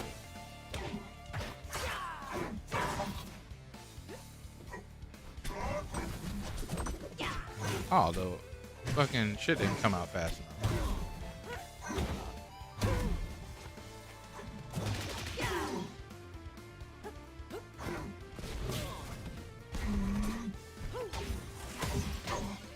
Oh, it bounced you up that high.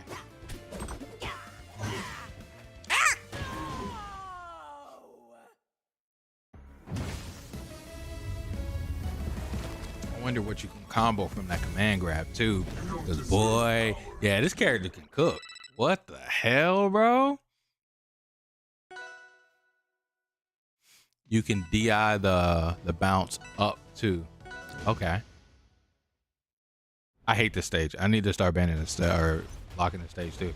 I don't have my movement down pat for this stage yet.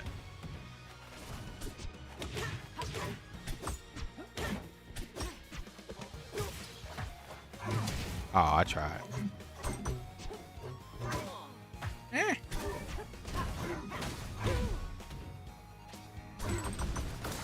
Damn. That shit broke my whole shield. That's actually kind of crazy.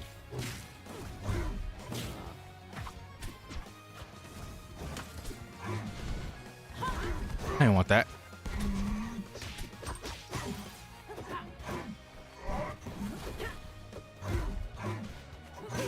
Oh, yeah, that's her weakness, bro. Her limbs are fucking stubby.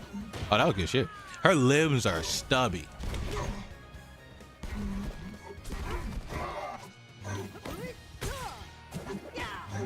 Oh, you can air dodge that, so you can't just up B you off of that.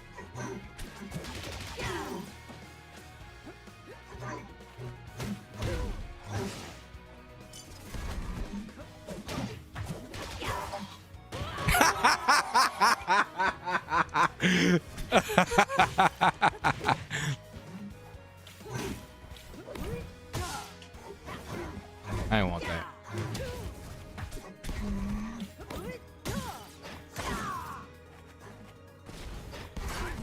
I didn't want that. Ah, I should have jumped higher.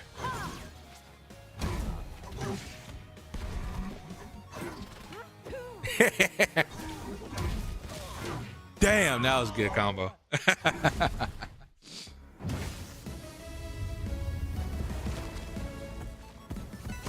Okay, I'm cooking.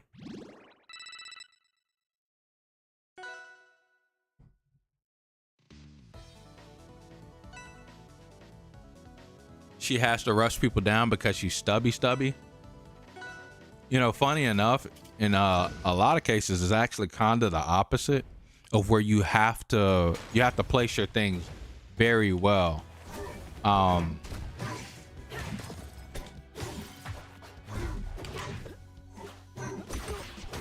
I'm not exactly used to that in this game.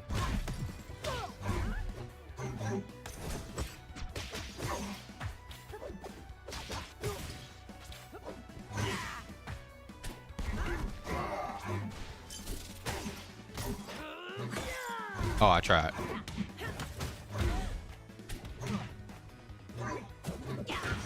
Damn, Ken.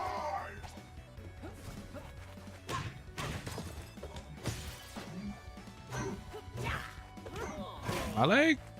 Where did I go?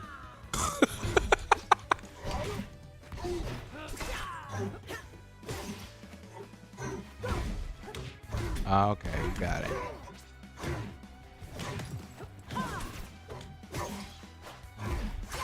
Oh, I can't reach. What is going on? Okay. Oh, I forgot you can't up B off the side. I don't know why my head went back to like I was playing Rivals 1. She kind of feels like a Rivals 1 ass character for real.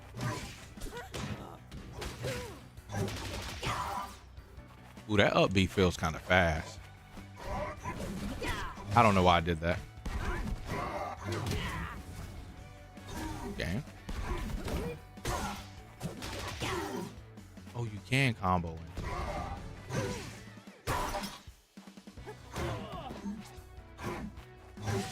Why is maybe focus attack has a little startup that I don't know about? Because there are times where I'm like, ooh, focus. Now I don't want to be able to focus out hit stun or nothing like that, but I'm like saying, hey, focus here so I can see if I can get the the hit the whatchamacallit thingy jigger. Okay, duly noted. We learned. I saw Void. Void got up air chained with this character. I don't know how you do it, but somebody was like, up air, up air, up air, up air, up air, up air. There was up airing the shit out of him. I don't know for sure, but I can send you the channel I watched who broke her kit down. Oh yeah, hell yeah, please send that to me. I'll watch that shit.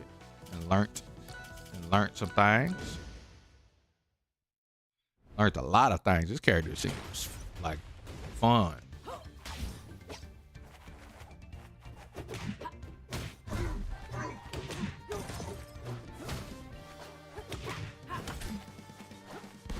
I didn't want that.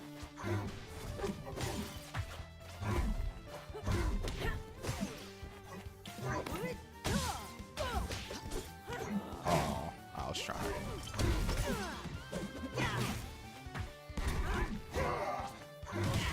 Oh!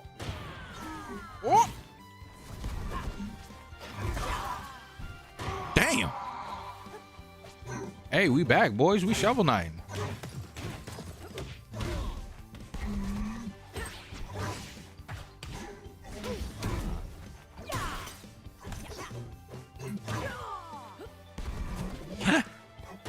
I have to side B.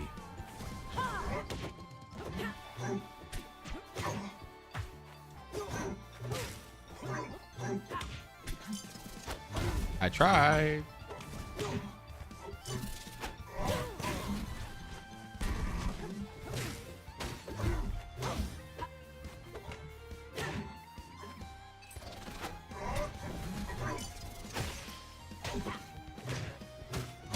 Damn, I tried.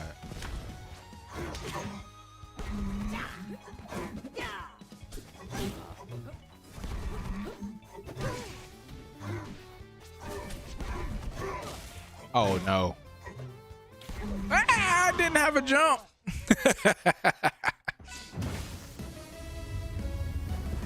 Hit fall on her makes you sad. Oh, is it hard to combo her because she falls so fast?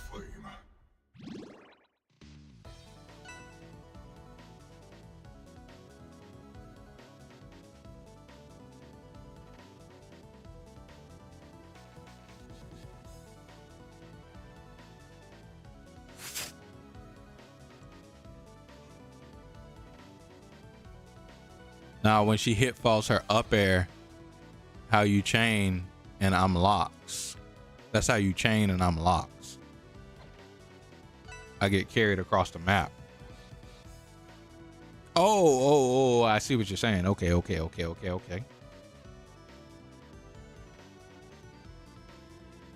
So hit fall up airs on Loxodon are real good, huh?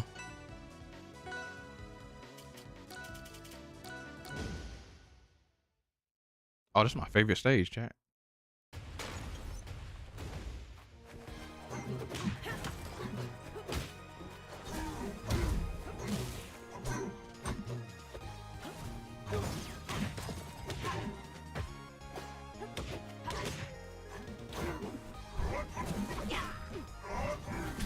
Damn.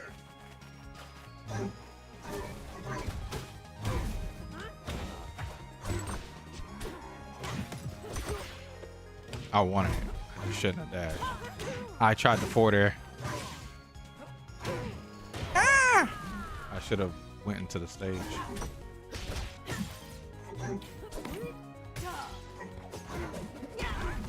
Ah!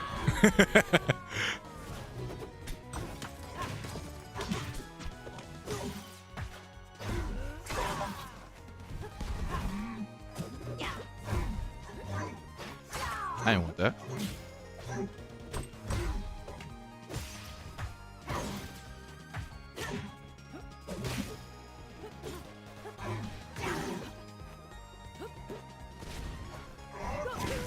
Oh. Hey. Do what I told you to do, bitch. I want to up B out of shield on so many of those. She said, nah, I'm a grab. I probably was just pressing the wrong buttons, to be honest, though. Because I don't have jump as a left trigger as I usually have it in Smash to up B out of shield pretty easily. Oops, change my color, whatever. It'll be all right. I like that blue color on her, slick, for real. Next one is the last one for you. All right, bro. Appreciate you for playing with me.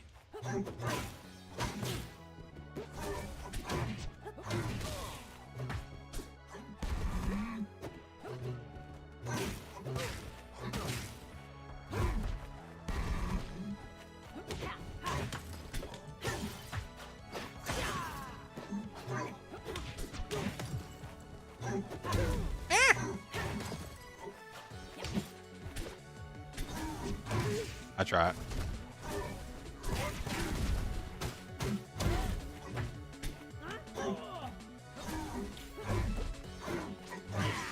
That hit me? Ah, I thought you could punish stuff like that. Ooh. Ouch.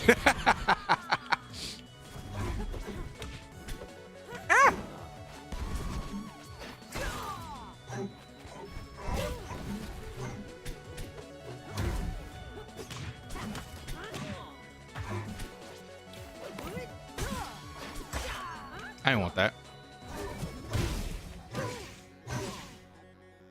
Where'd my jump go? I literally ain't pressed jump. Maybe I just got caught with no jump.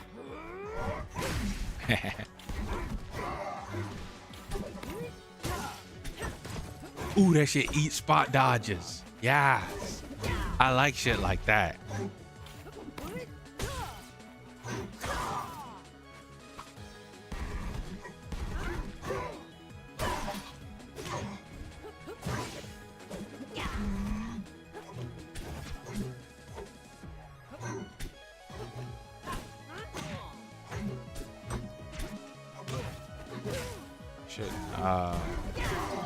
Tell how long it's been since I played. I ain't want that.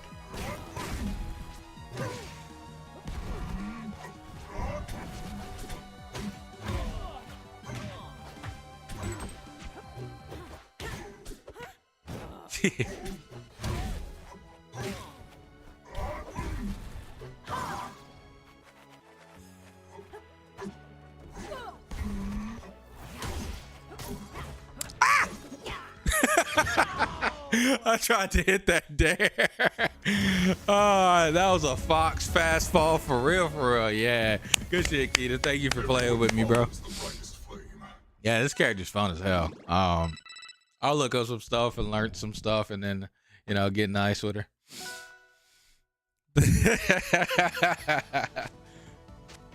Yeah, that blue color with her is cold, man. No pun intended. No pun intended. Hell yeah. All right, Keenan. Thank you so much for coming through. Thank you for playing. Chat, if you haven't already, hit the like button. If you haven't, subscribe to the channel if you're new. Great content is here. You guys are absolutely awesome. Thank you guys so much for being here. Look, stream, I'm going to chill back for the rest of the night. Your boy's about to get up out of here. I'm going to get ready to go to Slap. And tomorrow we'll be back. We'll probably be talking about what Keenan mentioned earlier. I'm gonna look more into it and see what I can add into it and stuff like that. Talk about that lawsuit that's going on where it's changing prices. So maybe I guess what it changes like Fortnite game prices, but I don't think Fortnite and game prices are too bad. So yeah, I'll look into it and figure out what it entails. And I appreciate you guys. You guys are absolutely awesome. Okay. It'll be around 6 p.m., 7 p.m. EST tomorrow. I won't be as tired. I'm pretty positive, especially because I'm heading up out of here a little bit earlier. But I'm chill in the chat and hang out with people for a little bit longer than take my ass to sleep, honestly. But yeah, we'll be back tomorrow. Thank you guys so much. You guys are absolutely awesome. Have a great night, guys. See you guys tomorrow. See you guys tomorrow. Thank you, guys. See you guys tomorrow.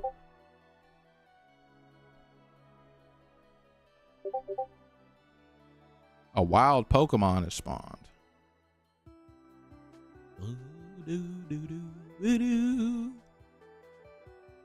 Oh, how to play Olympia. Oh, hell yeah. I'll watch that.